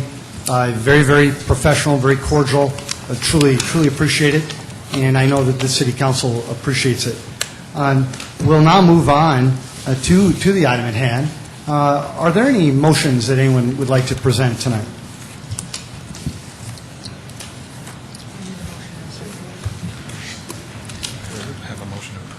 Okay, I guess I will make the first motion. Point of order, Mr. Mayor. 2011 general. First of all, you need a motion to approve the budget. That's what I asked for. So Didn't know if moved. Councilor Anderson Jr. was going to do that or not. Councilor Brown? So move, Anderson. Thank you, Councilor Second Anderson. Aguilar. There's been a motion to approve this item by Councilor Anderson Jr. It was seconded by Councilor Aguilar. Is there any further discussion on this item? Okay. Councilor Anderson Jr. Okay, I would like to make a motion to the 2011 general fund budget by restoring $45,000 to the Park and Recreation Department Forestry Program for tree removal in the city right-of-way. The GL number is 100-6403-460.22-03. Funds for the restored program will come from the unreserved general fund balance. Second Erpenbach. There's been a motion to amend tonight's main motion by Councilor Member Anderson and seconded by Councilor Member Erpenbach. Is there any discussion on this particular item? Once again, Mayor? Yes, Councilor Anderson Jr. One of the reasons I'm asking for this to be restored is I feel it's a very important program in taking care of diseased or damaged trees from storms, and also it can be used further through community development or other departments, or even within our own Parks Department to keep our our areas clean. And I just feel that it's an important project. Yes, Councilor Urbanbach. If I might add to that, Councilor Anderson, I think that the history of this program goes back to the Dutch elm pandemic in Sioux Falls many years ago, and that we are in the process of looking forward to yet another pandemic for trees in terms of the green ash borer. And so that's one of the things that we really, as we discussed this particular item, really wanted to keep that at least as a placeholder. That number may grow over the next few years because in the next 10 years we will lose up to 80% of our urban forest. And so we felt I feel that it's our responsibility as a city to help our citizens at least take care of those trees that are diseased or dead that are in the right-of-way that the city owns. And so that's what this amendment does. Thank you. Any further discussion on the amendment?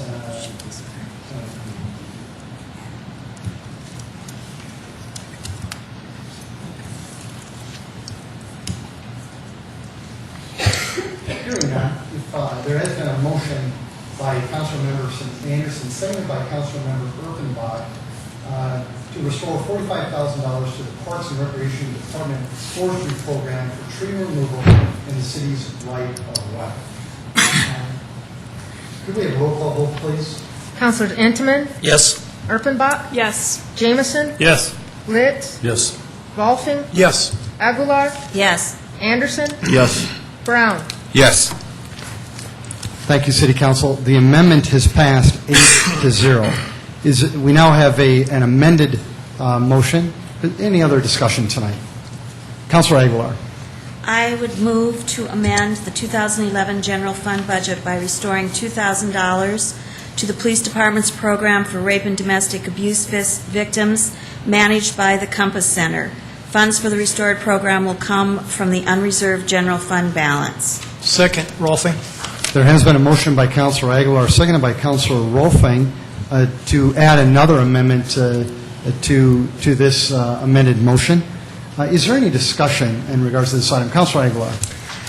Due to the important role the Compass Center plays in working with our police department for victims of rape and/or domestic violence, and providing services that, if not available through the Compass Center, would need to be provided by our police department, members of the council would like to restore funding to the original 2010 allocation approved by this body in 2009.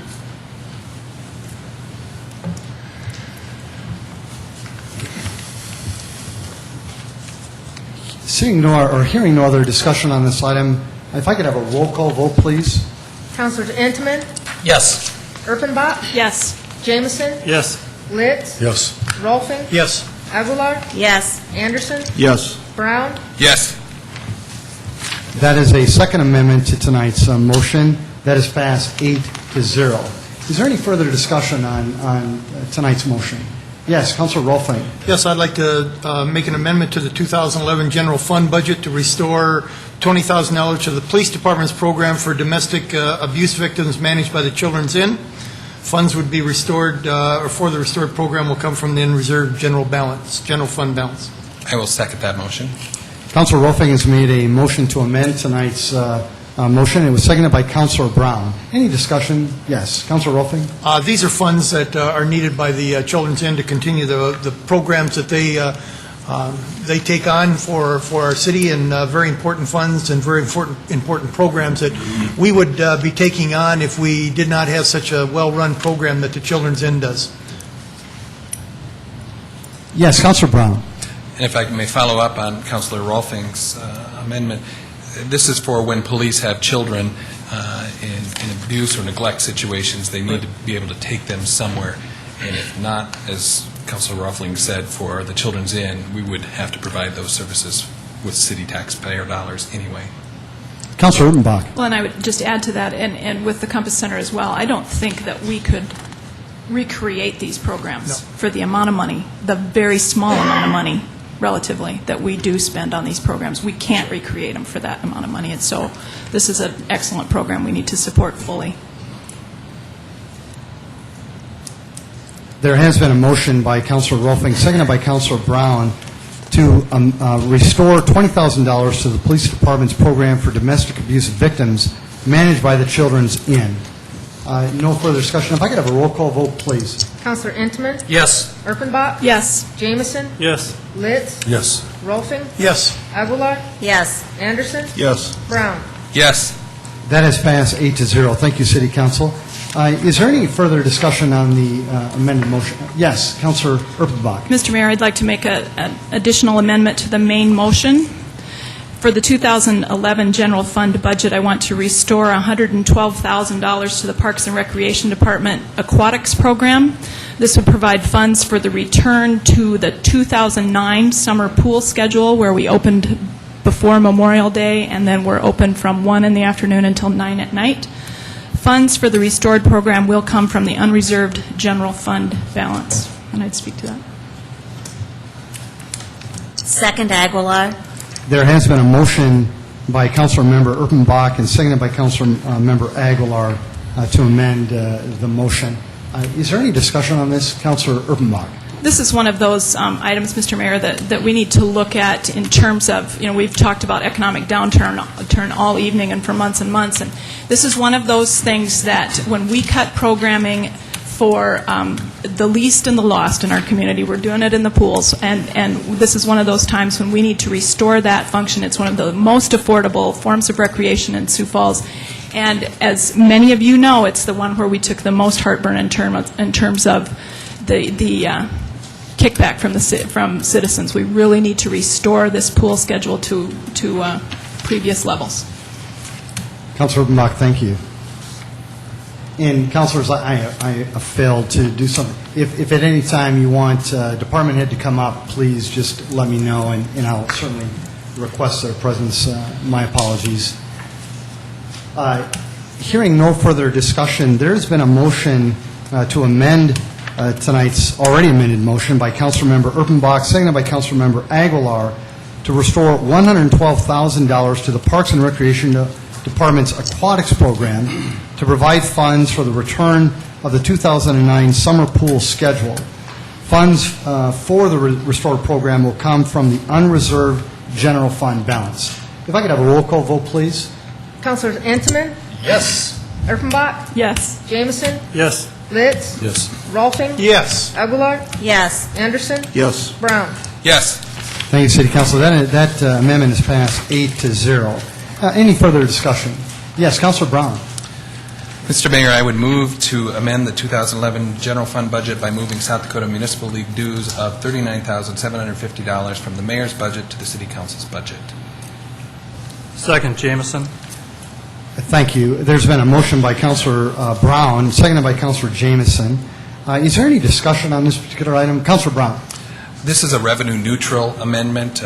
It pays for the membership to the South Dakota Municipal League, a policy-setting organization, much like the City Council is a policy-setting organization.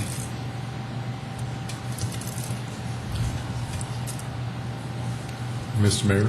I'm sorry. Councilor Litz. Thank you, Mr. Mayor. Mr. Brown, I guess I was a little surprised by this, and I would like to know why we're taking control of the funds. Is there a comparative reason for doing it? In most cities, the legislative body is the one that has this in their budget, and I think it's appropriate that we do the same in Sioux Falls. Very good.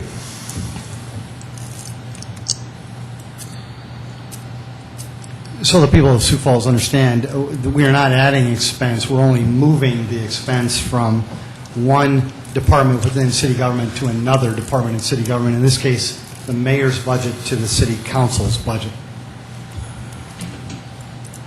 Hearing no further discussion, there has been a motion by Councilmember Brown, seconded by Councilmember Jameson, to move the South Dakota Municipal League dues of $39,750 from the mayor's budget to the city council's budget. Can I have a roll call vote, please? Councilors Entman? Yes. Erpenbach? Yes. Jameson? Yes. Litz? Yes. Rolfing? Yes. Aguilar? Yes. Anderson? Yes. Brown? Yes. Thank you, City Council. That amendment is passed 8-0. Any further discussion tonight? Yes, Councilor Aguilar. I move to amend the 2011 general fund budget motion, adding a financial analyst, City Council's department, to to fund a financial analyst in the clerk's division. Funds for the position will come from the unreserved general fund balance. Second, Erpenbach. Thank you, councilors. There has been a motion to amend tonight's already amended motion by Councilmember Aguilar, seconded by Councilmember Erpenbach. Is there any discussion on this item? Councilor Aguilar. Yes, the purpose of this amendment is to give the council clerk's office and audit the personnel to assist in the development, analysis, and execution of budgets, as well as estimating for the council future financial requirements. This individual will provide advice and technical assistance to the City Council Department in the approval and oversight of city budgets and financial statements. The position recommendation came about from a meeting which Councilors Rolfing, Erpenbach, and myself attended with audit staff, and a discussion on what would be of value as far as additional personnel to their responsibilities as well as ours. Yes, Councilor Erpenbach. You know, I would just add to that this is a position that will allow not only the City Council, but the administration and the citizens of Sioux Falls as well to see that real critical analysis of the budget as we go through it, not just as we put it together in the previous year, but as we're living it out, so that we're constantly looking at that line-by-line analysis. As we all know, we're part-time counselors, and we're not necessarily budget savvy. And we're at a point when we're working with a $300 million budget that we need somebody that's doing that for us in an independent manner, line by line, on a regular basis. I'd ask you to support this one. Mr. Mayor, if I may ask a question of the maker of the motion, please. Please. Could you maybe explain the funding source for this, Councilor Aguilar? Right now, we're talking about taking it from the unreserved general fund balance, but it is our intent to amend the 2011 budget to replace reserve funds with available unobligated CVB funds if the bid district does pass in November. Or we will transfer from a vacant FTE upon the advice of the administration. Thank you. Councilor Litz. May I ask a question of the sponsor as well? Oh, please. You know, as I think about this thing here, you know, I don't have a problem with the concept of it, but I guess three things come to my mind, and number one is the job description of this person. What exactly are they going to do for us? The second part would be is how do they tie in with our human resources department? And the other question I've got is who hires? And, you know, if I could get these adequately answered before this person comes online, I guess I'd be okay with that. Certainly. Deborah Owens, City Clerk, Chief of Council Operations. And I think Litz, you and I had some of those conversations after the informational today. And I can assure you that the financial analyst, or budget analyst, already has a job description out there with HR, and we did talk about that. And then in addition, by the amendment itself, it would report to the city clerk's office. And I don't think this is new ground for legislative bodies, but it is something that the council wants to take action on tonight. Yes, Councilor Intiman. I must say that this budget discussions that we've had the past several months have been trying for all of us, needless to say, and a lot of questions have come up, right, Mayor? But anyway, I must also commend the City Council and Councilor Jameson on recommending working sessions on the budget. The working sessions, I believe we had 3 of them, and they were quite lengthy at time, and there were people from the public that they were open meetings and they could attend, and the press was there too. Very beneficial. We talked a lot, and we asked some questions, sometimes some silly questions, I guess, but they were very, very beneficial, and I do believe that this position would be very good for us. It just gives us another set of eyes, so to speak, on what we're trying to look at as we look at the city budget. And we should have brought a sample of that city budget along so they could see how thick that is. I have it. Vernon's got it. Oh, Vernon's got it. Good. This is the small version. Reader's Digest. Thank you. Councilor Intiman, thank you. City Council, is there any interest in having Mr. O'Toole or anybody like that? Mr. Ron? Very good. Very good. Any further discussion on this particular item tonight? Hearing none, there has been a motion to amend the already amended motion by Councilmember Aguilar, and it was seconded by Councilmember Erpenbach. It adds a financial analyst position to the City Council's department, and it will fund a financial analyst in the clerk's division. Funds for the position will come from the unreserved general fund balance. Could I have a roll call vote, please? Councilors Entman, Yes. Erpenbach, Yes. Jamison, Yes. Glitz, Yes. Rolfing, Yes. Aguilar, Yes. Anderson, Yes. Brown, Yes. Thank you, City Council. That amendment has passed 8-0. Any further discussion? Councilor Brown. Mr. Mayor, I make a motion to the 2011 general fund budget by restoring $9,920 to the Parks and Recreation Department for the senior care program managed by the Center for Active Generations. Funds for the restored program will come from the unreserved general fund balance. Second, Jamison. Thank you. There's been a motion by Councilmember Brown, seconded by Councilmember Jamison, to amend the already amended motion. Councilor Brown.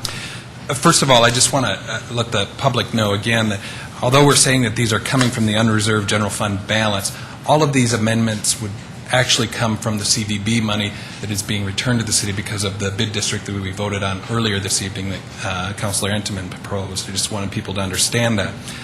This fund, this amendment, is for the operations of the Center for Active Generations. In most cities in South Dakota, the senior centers are funded exclusively by the city. We're very fortunate in Sioux Falls that they do a lot of fundraising on their own, but most importantly, it gets matching funds from the state and federal government. So when we take away this, almost $10,000, we are not leveraging those dollars, and they actually lose $20,000, possibly up to $30,000 at the Center for Active Generations by us not doing this. So it's very important that we restore this money to guarantee that that $20,000 to $30,000 remains at the Center for Active Generation, which I think we all know does very important work in this community.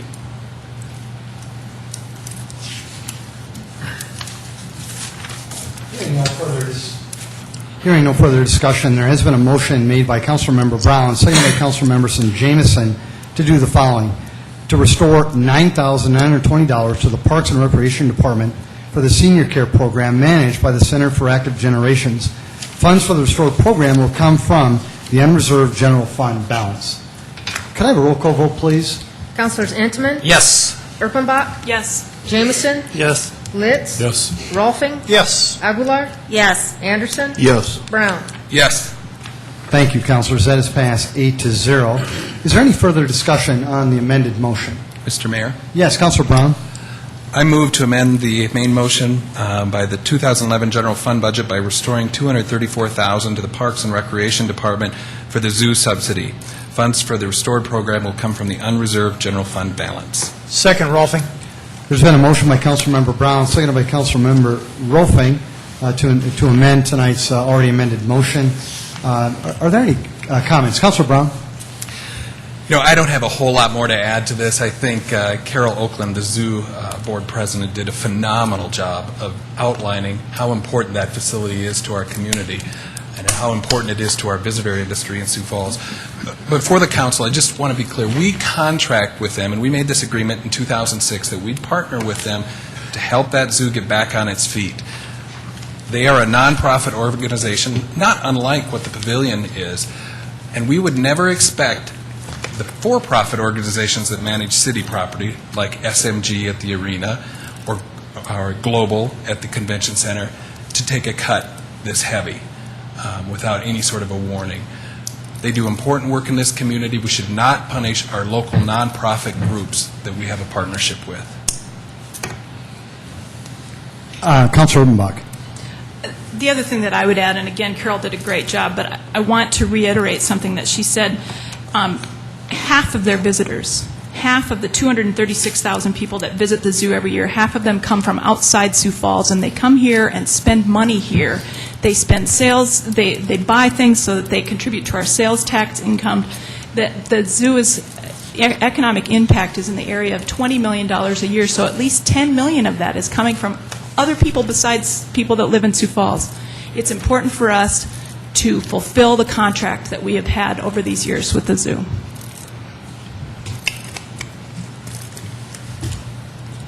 There has been a motion made by Councilmember Brown, seconded by Councilor Rolfing, to amend the budget by restoring $234,000 to the Parks and Recreation Department for the zoo subsidy.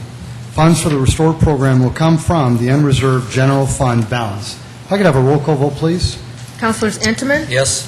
Erpenbach? Yes. Jamison? Yes. Litz? Yes. Rolfing? Yes. Aguilar? Yes. Anderson? Yes. Brown? Yes. Thank you, City Council. That amendment is passed 8-0. Is there any further discussion? Yes, Councilor Jamison. Mr. Mayor, I make a motion to amend the 2011 general fund budget by restoring $165,057 to the Parks and Recreation Department for the Parks Maintenance Program.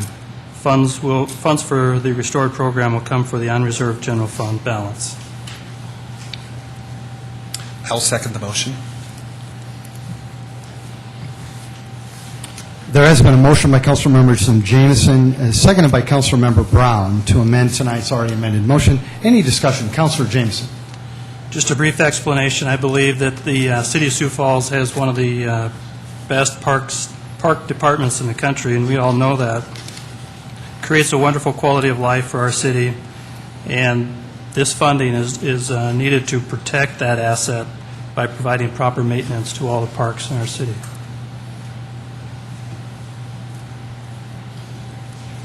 Councilor Entman. Is it possible that I could ask Don Kearney a question, please? Absolutely. Department Head Carney, would you mind coming to the front, please? Thank you. Hi, Don. Say, given this money, if this funding is approved tonight, could you explain to us and to the city what exactly or what programs you would reinstate, please?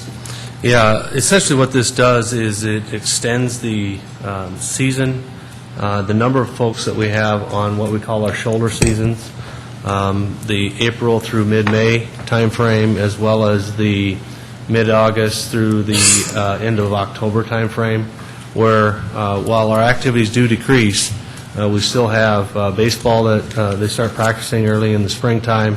We also have activities going on through the end of October, such as soccer, and so it allows us to be able to have the staff to be able to maintain the park system at the level we've historically maintained it in those shoulder seasons, and that's the primary use of these funds. Thank you.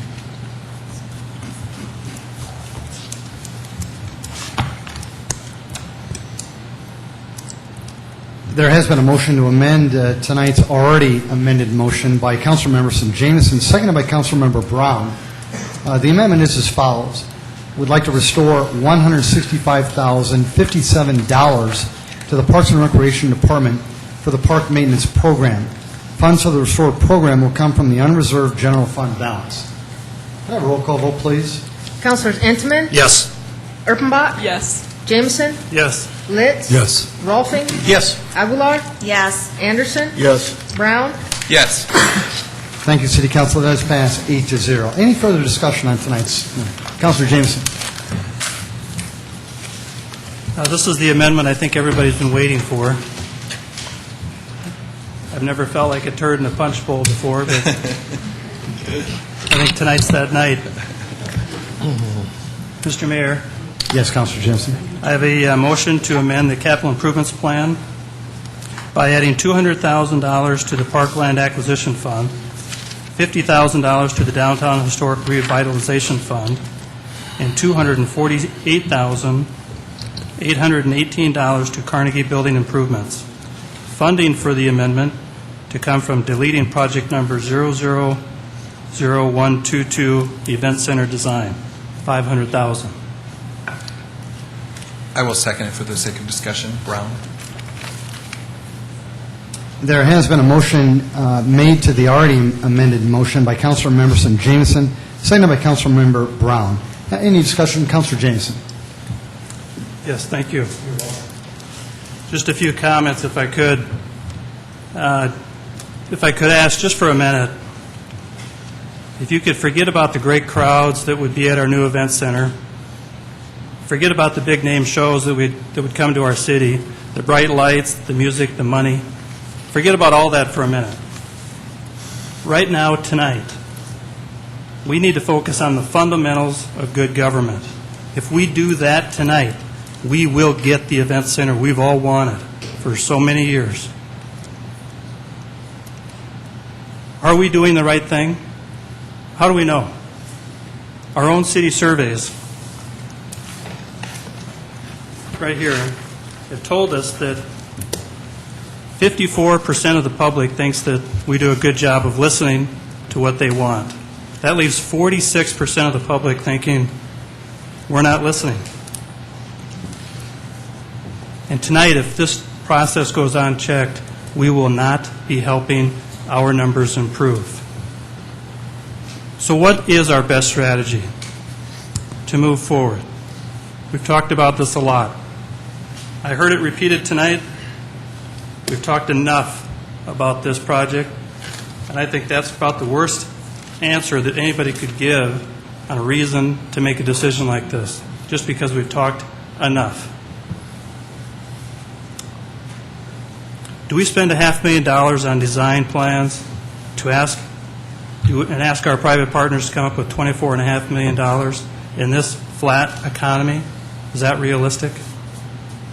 Do we aim for a goal of building it for $99.5 million because that number sounds affordable? Do we propose to borrow $60 million for 20 or 30 years and pay at least $35 million in interest? Then, after 8 to 12 months, do we then ask the public if they like that idea? And the only answer is yes or no. There's no other comments. There's no other decision about it. It's yes or no. Or would we be better off to do a citywide needs analysis, kind of like we did back in 2000? It's been 10 years since that study was done, and a lot has changed for a lot of us. We all live in a new economy. I don't know all the answers that we'd ask in that survey or process, but we'd make sure it's scientific data so that everybody can be assured those numbers are true. But the best thing that would come out of it is that we'd take out all the politics, all the timelines. Who's right, who's wrong? It would be a citywide needs analysis, not just for the event center, but everything. What are the priorities of the public? Frankly, it's almost like a get-out-of-jail-free card. If somebody doesn't agree with what that survey says, we can say, look, the survey says right here, this is what you want. This is the order that you want it done in. In fact, this is how you're willing to pay for it. I can't imagine a better starting point than that.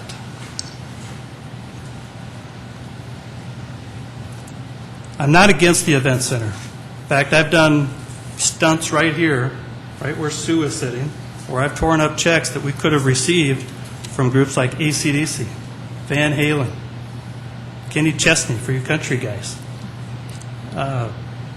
We are absolutely missing the boat not having an event center. I'm not trying to stop this process. I'm trying to do it with a much lower cost and to make sure we don't make any mistakes along the way. If we put the public out front, we will not lose. They'll get exactly what they want, and we'll do what they want us to do. Now, we may not get a new event center by 2014, but that's okay, because we'll get exactly what the public wants and the order they want, and after all, it's their money. If we come together as a team, and I don't think we have that team tonight. We don't have the state legislatures, we don't have the governor, we don't have the mayor, the council, all on the same page. We don't have this body out here on the same page. If we don't do that, this plan will have to, but if we come together as a team, I believe we can get this done. And this city will have the crown jewel event center that we've all wanted. An event center that we can be proud of. A huge economic engine working for as long as anybody in this room would be alive if we do it right.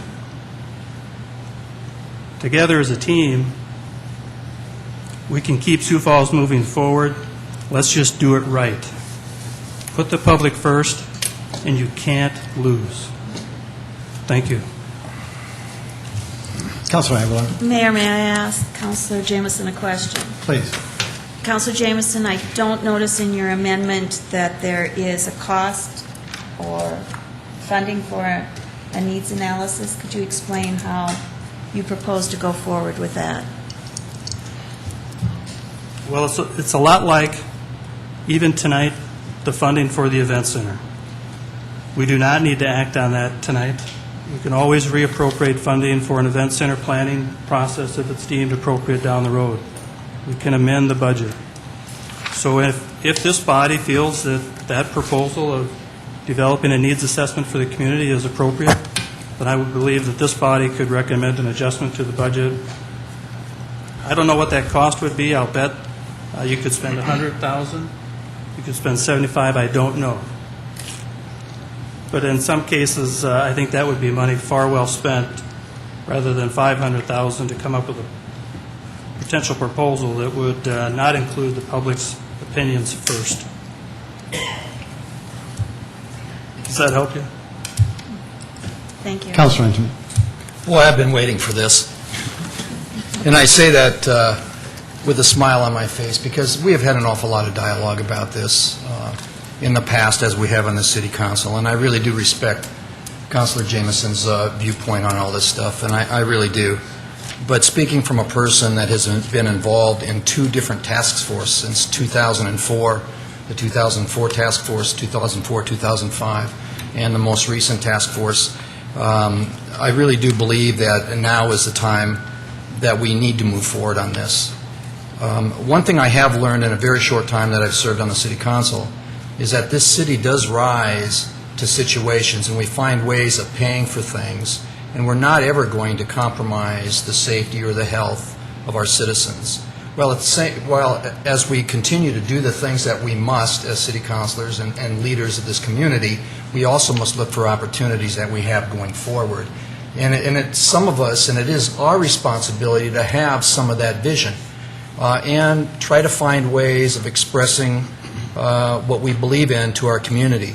And what I must say is that over the years that I've been involved with this task force, the different task force studies, there are several things, especially this last time, that came about that I think are very, very important. First of all, I think people need to understand that I was chairman of the site committee for the first task force. And we went into it with an open mind. We were split 50-50 where we really thought it should be. We looked at a lot of different sites. Ultimately, what it boiled down to is that we had two selections. We had the existing convention center arena site, or we had the downtown site. And at that time, part of the significance about the downtown site was the railroad relocation.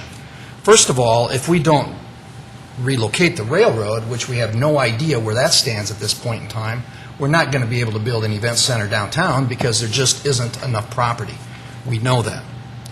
So we, though, on the first task force, recommended the downtown location because for a lot of the same reasons that a lot of the people brought out here, from a retail standpoint, it made sense.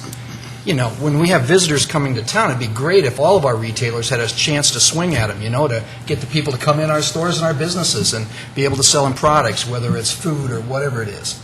Okay, so that's one of the primary reasons why we thought we needed it downtown. And if you remember what things were like in 2004, the economy was moving along.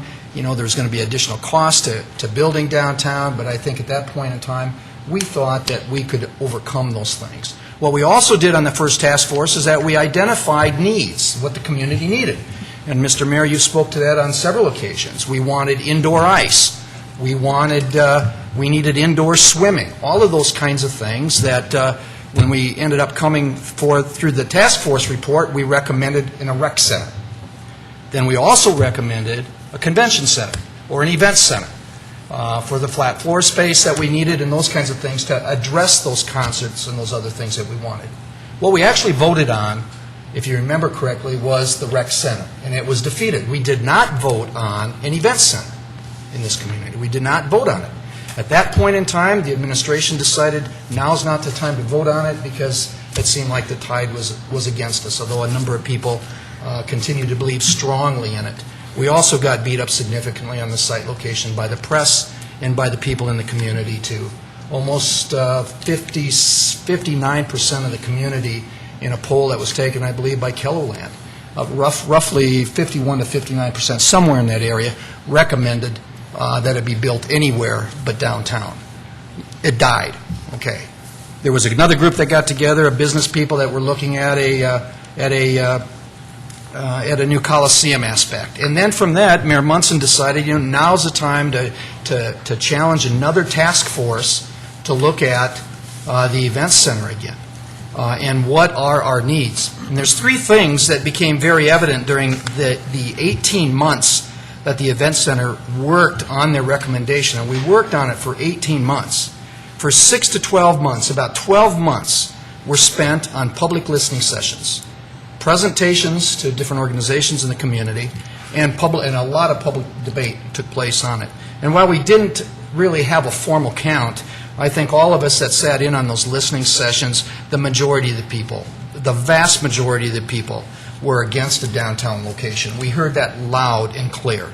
The task force recommendation for a new event center was at the current arena convention site, and this site is the one that allows the new facility to best work with the existing facilities to offer the needed flexibility that we thought from all the included flat floor space that we would be able to gain from the arena, the complex of the convention center, and then also from the new event center. And I might add that the task force also recognized the opportunities provided by a downtown location. We could not ignore that and how good that would be for our downtown area. But we also felt that it would not allow for the contiguous space with the existing convention center that we really need if we were going to go after some of those major events that we can bring into this town, that we believe we can bring into this town. And also the downtown location, the daytime parking for trade shows would also be challenging because the parking needs of the existing downtown businesses are such that almost all the downtown parking is taken up at this point in time. We would have to plan on building whatever parking is needed, we would have to plan on building in that facility, which we know was a huge expense. The item number 3 that we had, a nationally recognized tourism industry expert was commissioned by the CVB to come and make a presentation to their May tourism luncheon that we always put on. And during that time, a number of us asked him, looking at our community, what do you think about an event center? And he said, well, what are some of the issues? And we said, well, one of the big issues we're discussing, and the debate continues on, is the site location. Okay, a site location. And he said, really, quite honestly, that's a no-brainer. He said, unless your community has 500,000 to 1 million people, site actually becomes somewhat irrelevant. He said, what you really need to look at is, what you should be asking yourself instead, what opportunities are we missing by not having an adequate events facility? And are we able to compete for the many different entertainment opportunities that exist in our region or that come into other venues in our region? I believe that the roadmap that the mayor has laid out and that he has shared with us, and his request for the money to continue the process is the next logical step. And you talk about, is the time right now or is it not right? Trust me, as a business person who depends on people walking in his front door, times are tough. And if you talk to the retail community or any of those of us that are in business out there, we will share with you that there's no doubt about it. Times are tough. But you also have to look to the future and have a little bit of vision about, okay, are they going to stay tough forever?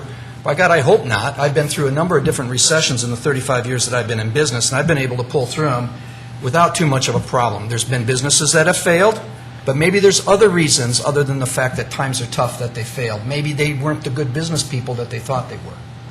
There's a lot of issues that feed into that, and we can't tell people how to run and operate their businesses or what they should look at. But we do need to look at opportunities, and we need to be aggressive in the way that we approach the markets that are out there. I firmly really do believe there. We have to look to the future and what we're going to be able to provide our children and our grandchildren and those that come, and I really do not believe that tomorrow is the best time. I believe it should be today. We have spent to this time in the 2 task force, and these 2 task force have had significant amounts of broad-based citizen representation on them. It's been absolutely phenomenal.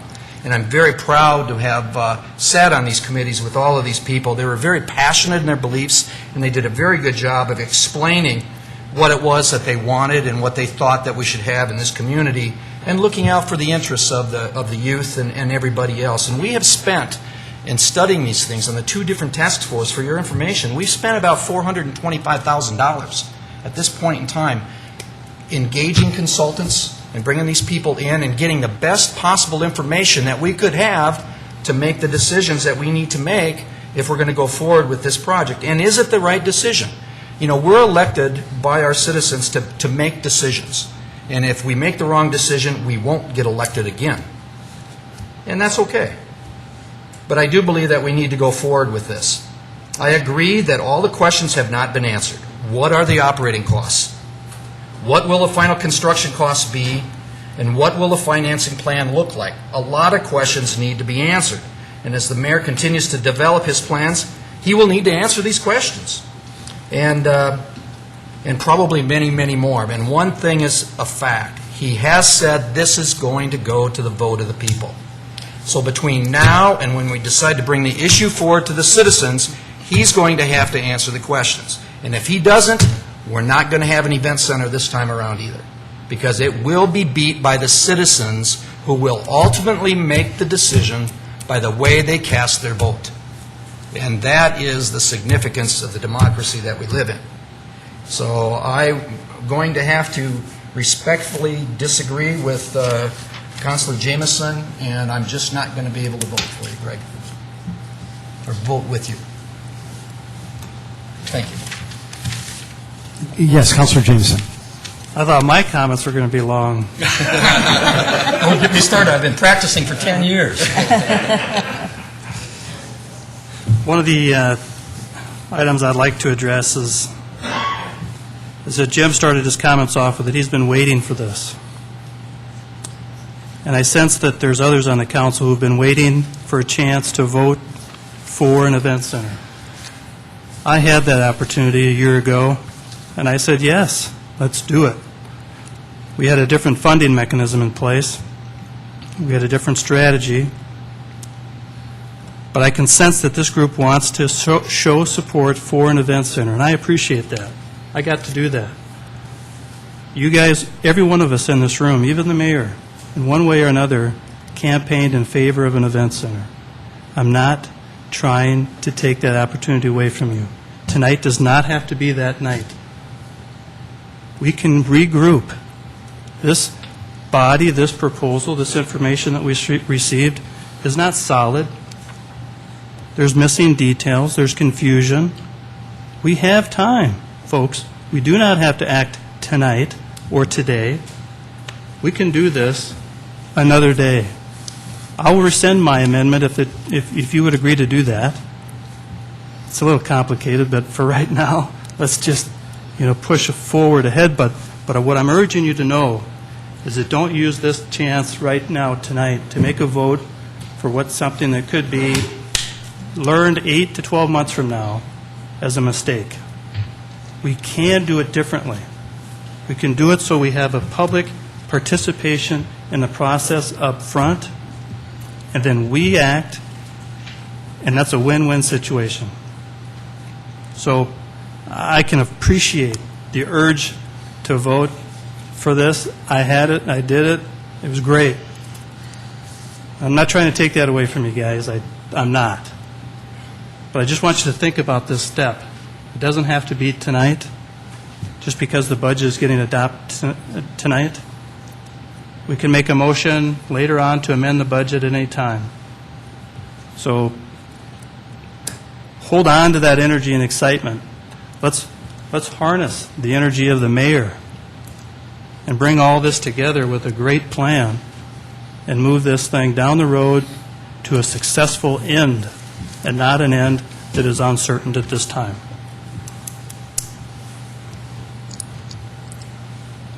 Councilor Inchman. Rebuttal? How many minutes do I get? I'll be fair, Councilor. No, I'm just Go right kidding. ahead. Just kidding, Mayor. I appreciate that, Greg, what you did say. I do believe we have received an awful lot. We've received years of public input into this. And I do believe that we're putting a lot of pressure on the mayor here. He's going to be developing the plan if we allow him the funding to be able to do that. He has an awful lot of questions that need to be answered. But again, I keep coming back to the fact that ultimately this will go to the vote of the people. And if we do not have the questions, and I will be here to make sure that I keep an eye on him and pull him to task, because I really do believe that we need to move forward with this. And I will be asking those tough questions, as I know all of you will be too. And I think ultimately we're going to end up bringing this to the vote of the people down the road at whatever timeline we come up with as being that timeline. In the same breath, I encourage the mayor that we need to have an open forum on this, all across the board. If we've got information available, we're not going to wait for that monthly meeting. We need to get that information out just as quickly as possible so the citizens can make an educated decision.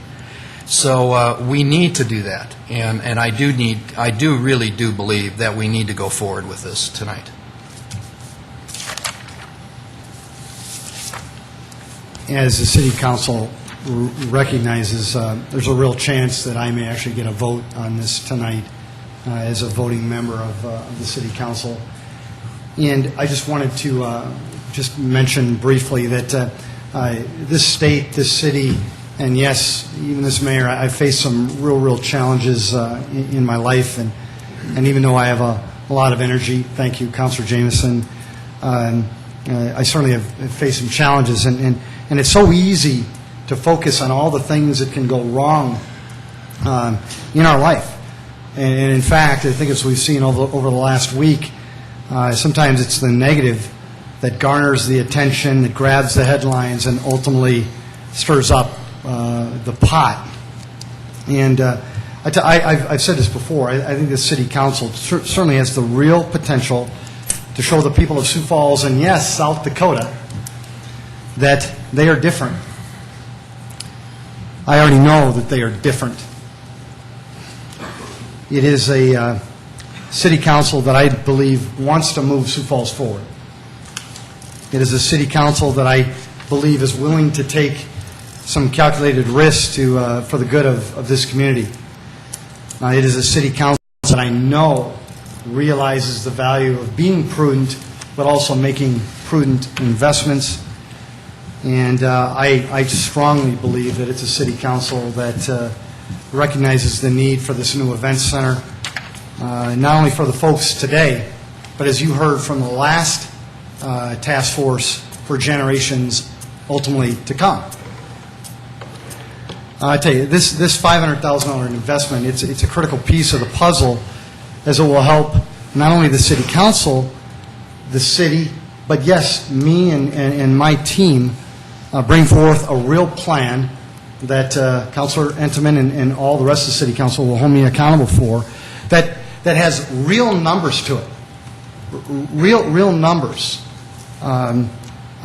with real schematics, real designs, real operating expenses, real funding alternatives, and explaining that funding to the public so that this great city and the people can ultimately decide. You know, there's been so much made in the press about my plan, my vision.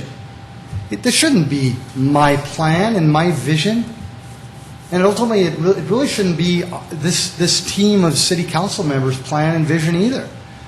To be fair to Councilor Jameson, it should be. It should be the city's plan.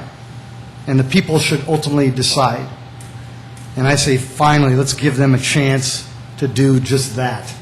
Let's let them decide. As Mr. Knutson said, this $500,000 is only 1/2 of 1% of the potential investment that this city has needed and talked about for years. To my teammates, as Councilor Jameson so eloquently stated, to my teammates on the City Council, you have a real opportunity to lead Sioux Falls forward. Let's do it.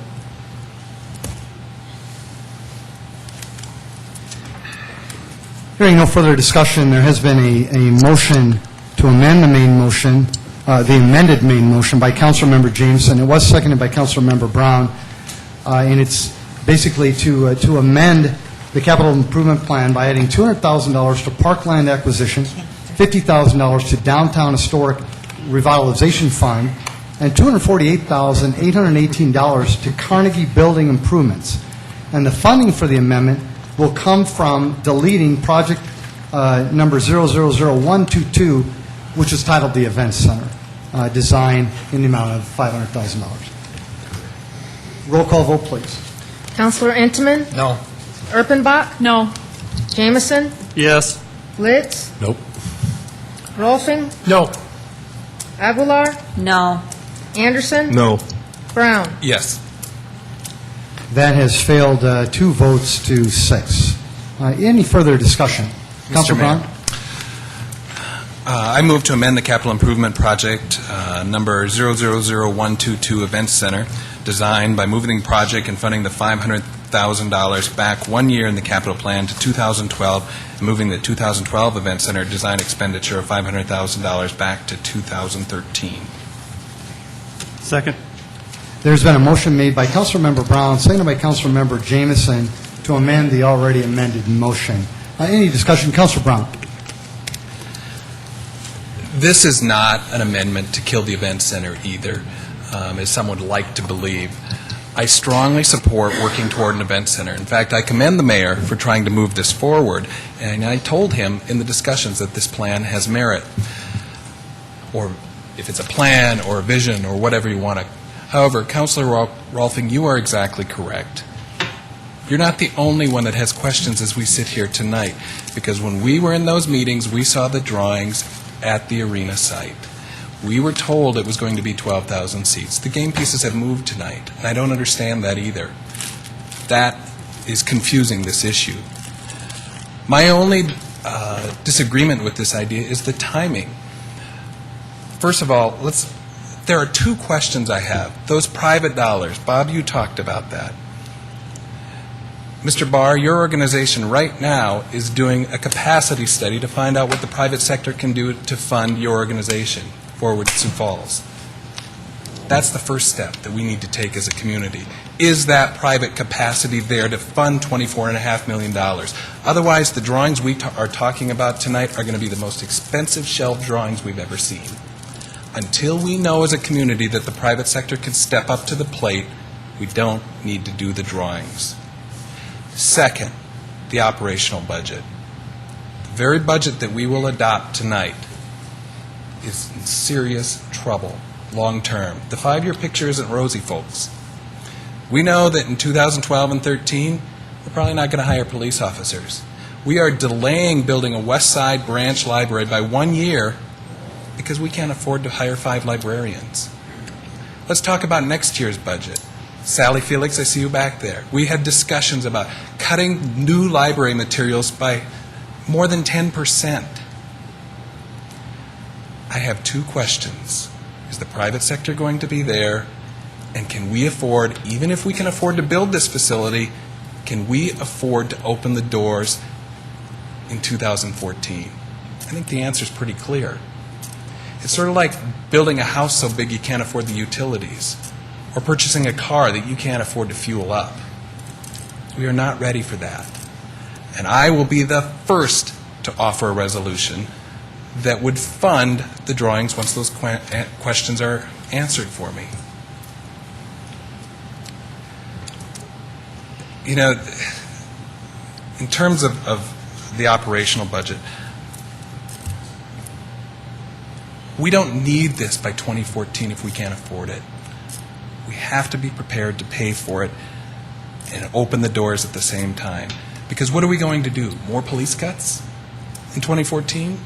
Maybe we cut more firefighters, more library cuts, more park cuts in order to open the doors? Is that a reasonable approach? It is not. So how would this amendment work? It's a piggy bank, if you will.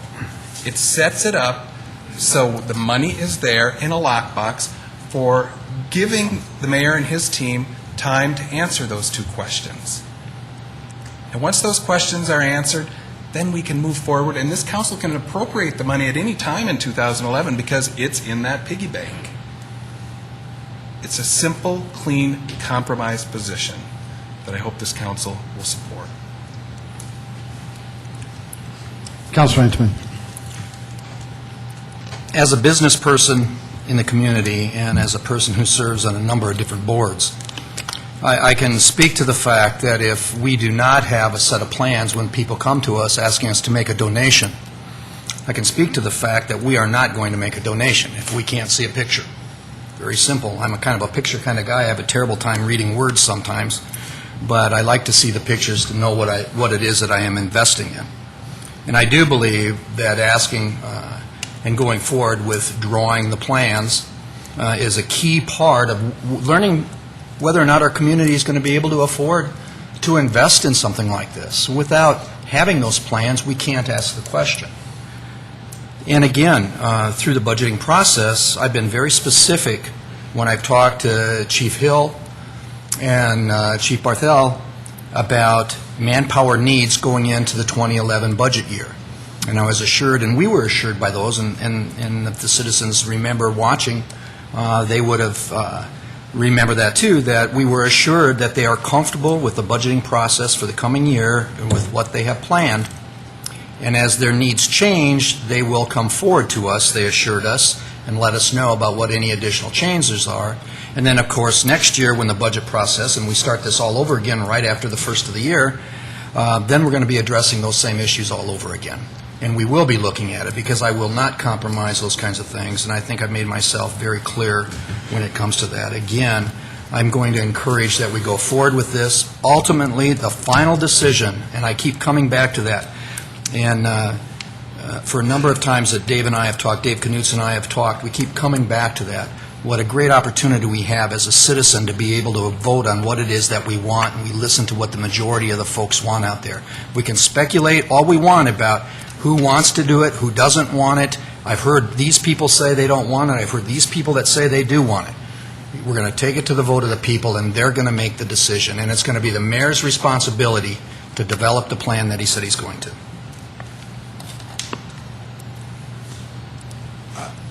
Councilor Urbanbach. I do also support the construction of an event center, as I know all of you do, and many of us campaigned on that.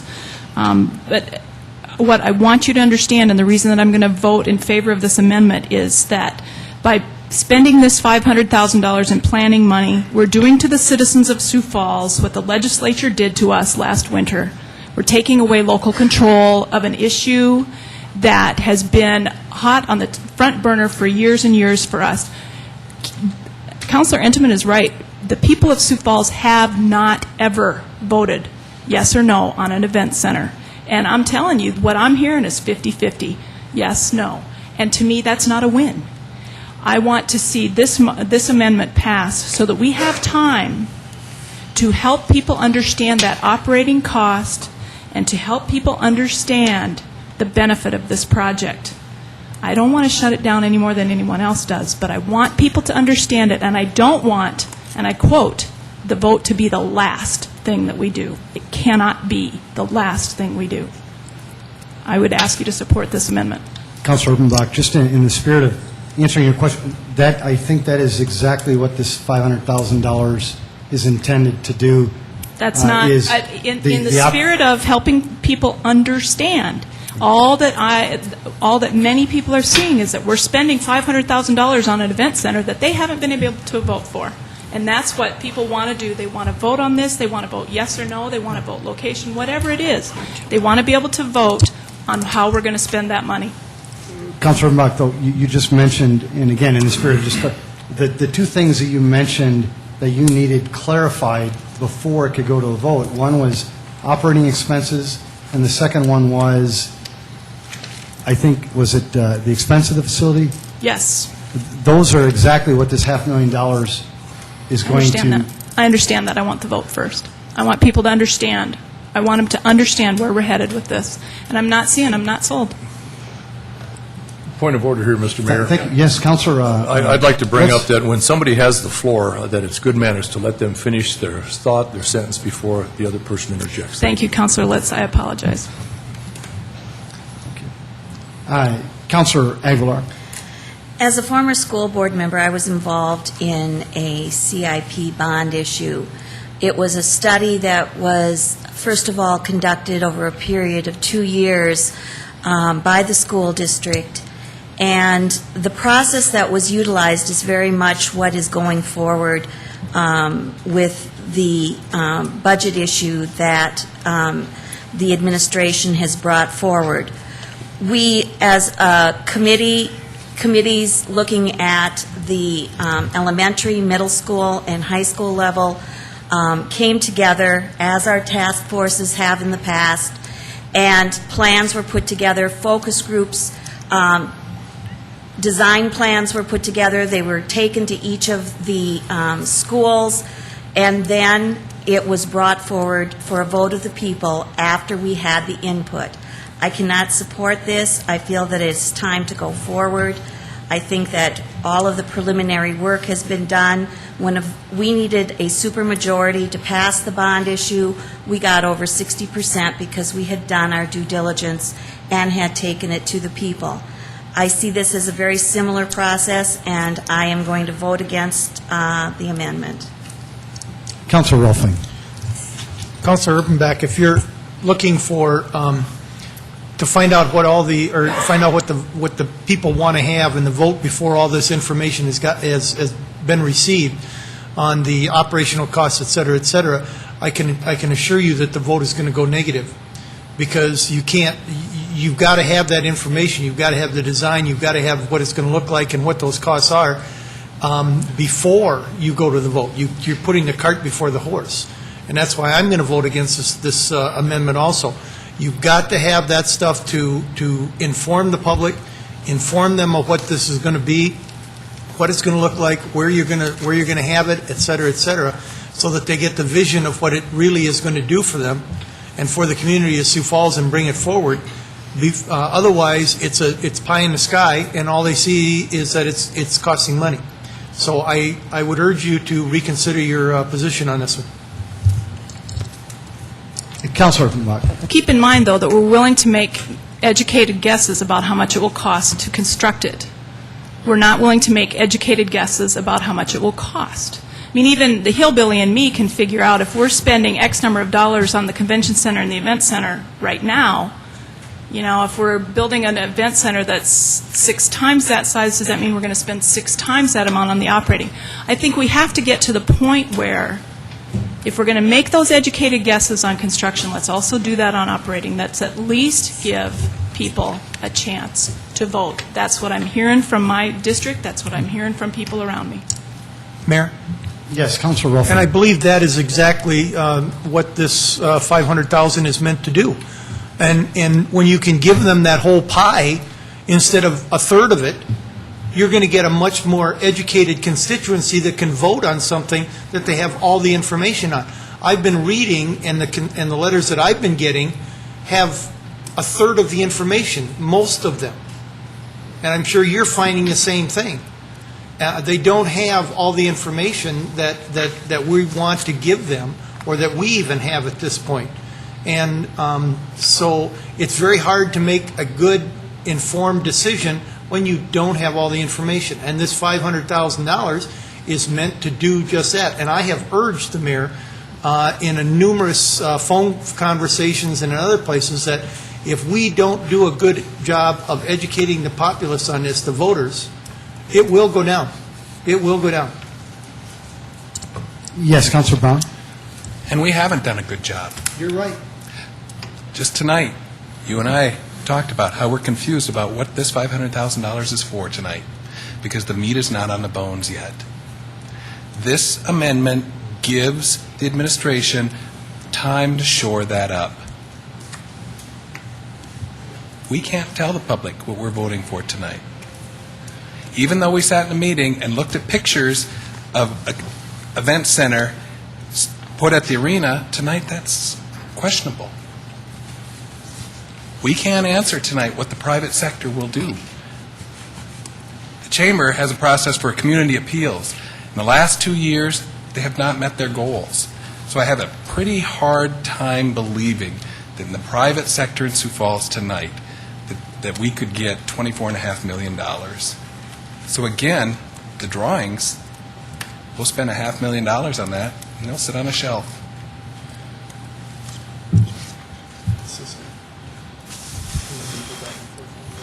Yes, Councilor Jameson? For $500,000, a lot of us could go look at the video at fargodome.com, questcenter.com, pickaneventcenter.com that's been built in the last few years. Find one for 12,000 seats, 15,000 seats, 17,000, 20. You pick the number. You can find one that's been built recently. What did they pay for it? What functions does it serve? What is the operating cost? All those documents would be shared. We could go online. All of us tonight could figure that out and give a pretty good indication to the public what they would get with a proposal for spending $500,000 and or for $70 million or $100 million. Here's what you're going to get. Is that what you want? Yes or no? Get that part out of the setup right away, and boom, we're going full force straight ahead. Here's how all those places were paid for. We could do that education process in this community and not spend $500,000.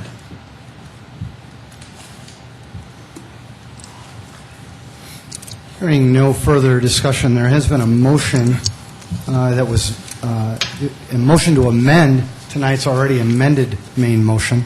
It was made by Councilmember Brown, seconded by Councilmember Jameson, to amend the Capital Improvement Plan, project number 000122 Events Center design by moving the project and funding of the $500,000 back 1 year in the capital plan to 2012, and moving the 2012 Events Center design expenditure of $500,000 back to 2013. If I could have a roll call vote, please. Councilors Entenmann? No. Erpenbach? Yes. Jameson? Yes. Litz? Respectfully, no. Rolfing? No. Aguilar? No. Anderson? No. Brown? Yes. Thank you, City Council. That has failed 3 votes to 5, or 5 votes to 3. I don't know what the proper would be, but the motion has failed. Is there any other further discussion in tonight's amended motions? Amended motion, my apologies.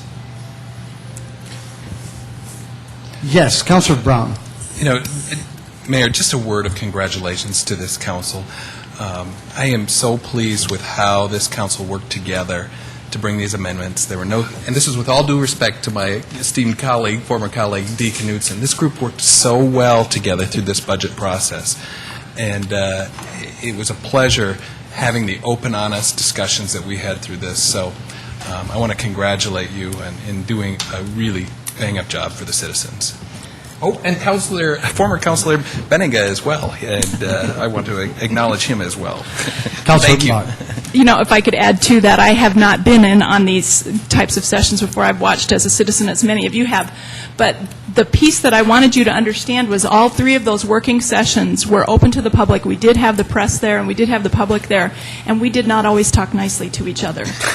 I think that what you're seeing is the result of some really hard conversations that we've had, and you saw a little bit more of it tonight, but I, as Councilor Brown, I'm just proud to be part of this group, and you know that this, I support this budget 100% at this point, and I'm behind the plan. You know, it's one of those things where, yeah, I didn't agree with how we got there, but we're there and we're all going forward together. That's the way the city of Sioux Falls needs to be, and that's what we've been talking about all along. We're moving forward.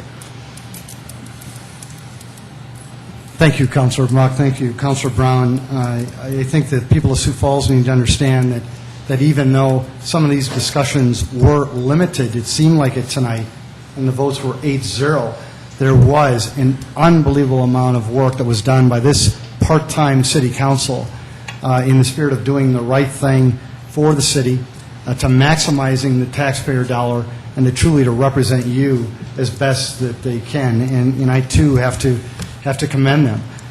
There's been so much made of, potential conflict or controversy or rumor, speculation, whatever that would be, when in reality, this has truly been a team. And teams, they fight amongst each other occasionally, but ultimately they move forward in the spirit of winning, and that's what this city council needs to be commended for. Folks, we do have an amended main motion that still is yet to be voted on. In the spirit of moving this conversation forward, is there any more conversation on the amended main motion? Hearing none, I am not going to go through all the amendments, but we do have an amended main motion that we've tried to educate the public on tonight in regards to the 2011 budget. If I could have a roll call vote, please. Pardon, sir? We need Oh, a I am. motion to be made to amend the main motion first. The last one for all of them together. All right, what do we have to do? Councilmembers Entman, Yes. Erpenbach, Yes. Jameson, Yes. Litz, Yes. Rolfing, Yes. Aguilar, Yes. Anderson, Yes. Brown. Yes. Thank you, City Council. That is passed 8-0. Is there any further discussion in tonight's City Council meeting? Hearing none, the City of Sioux Falls, you definitely should be proud of this City Council. This meeting is adjourned. Oh, wait, folks, we need a motion to adjourn. Sorry, I'm running. So moved. There's been a motion to adjourn by Councilor Aguilar, seconded by Councilor Entman. All those in favor, please, with roll call vote, say aye. Councilor Entman, Aye. Erpenbach, Yes. Jameson, Yes. Litz, Yes. Rolfing, Aguilar, Yes. Anderson, Yes. Brown. Got it. Motion is adjourned.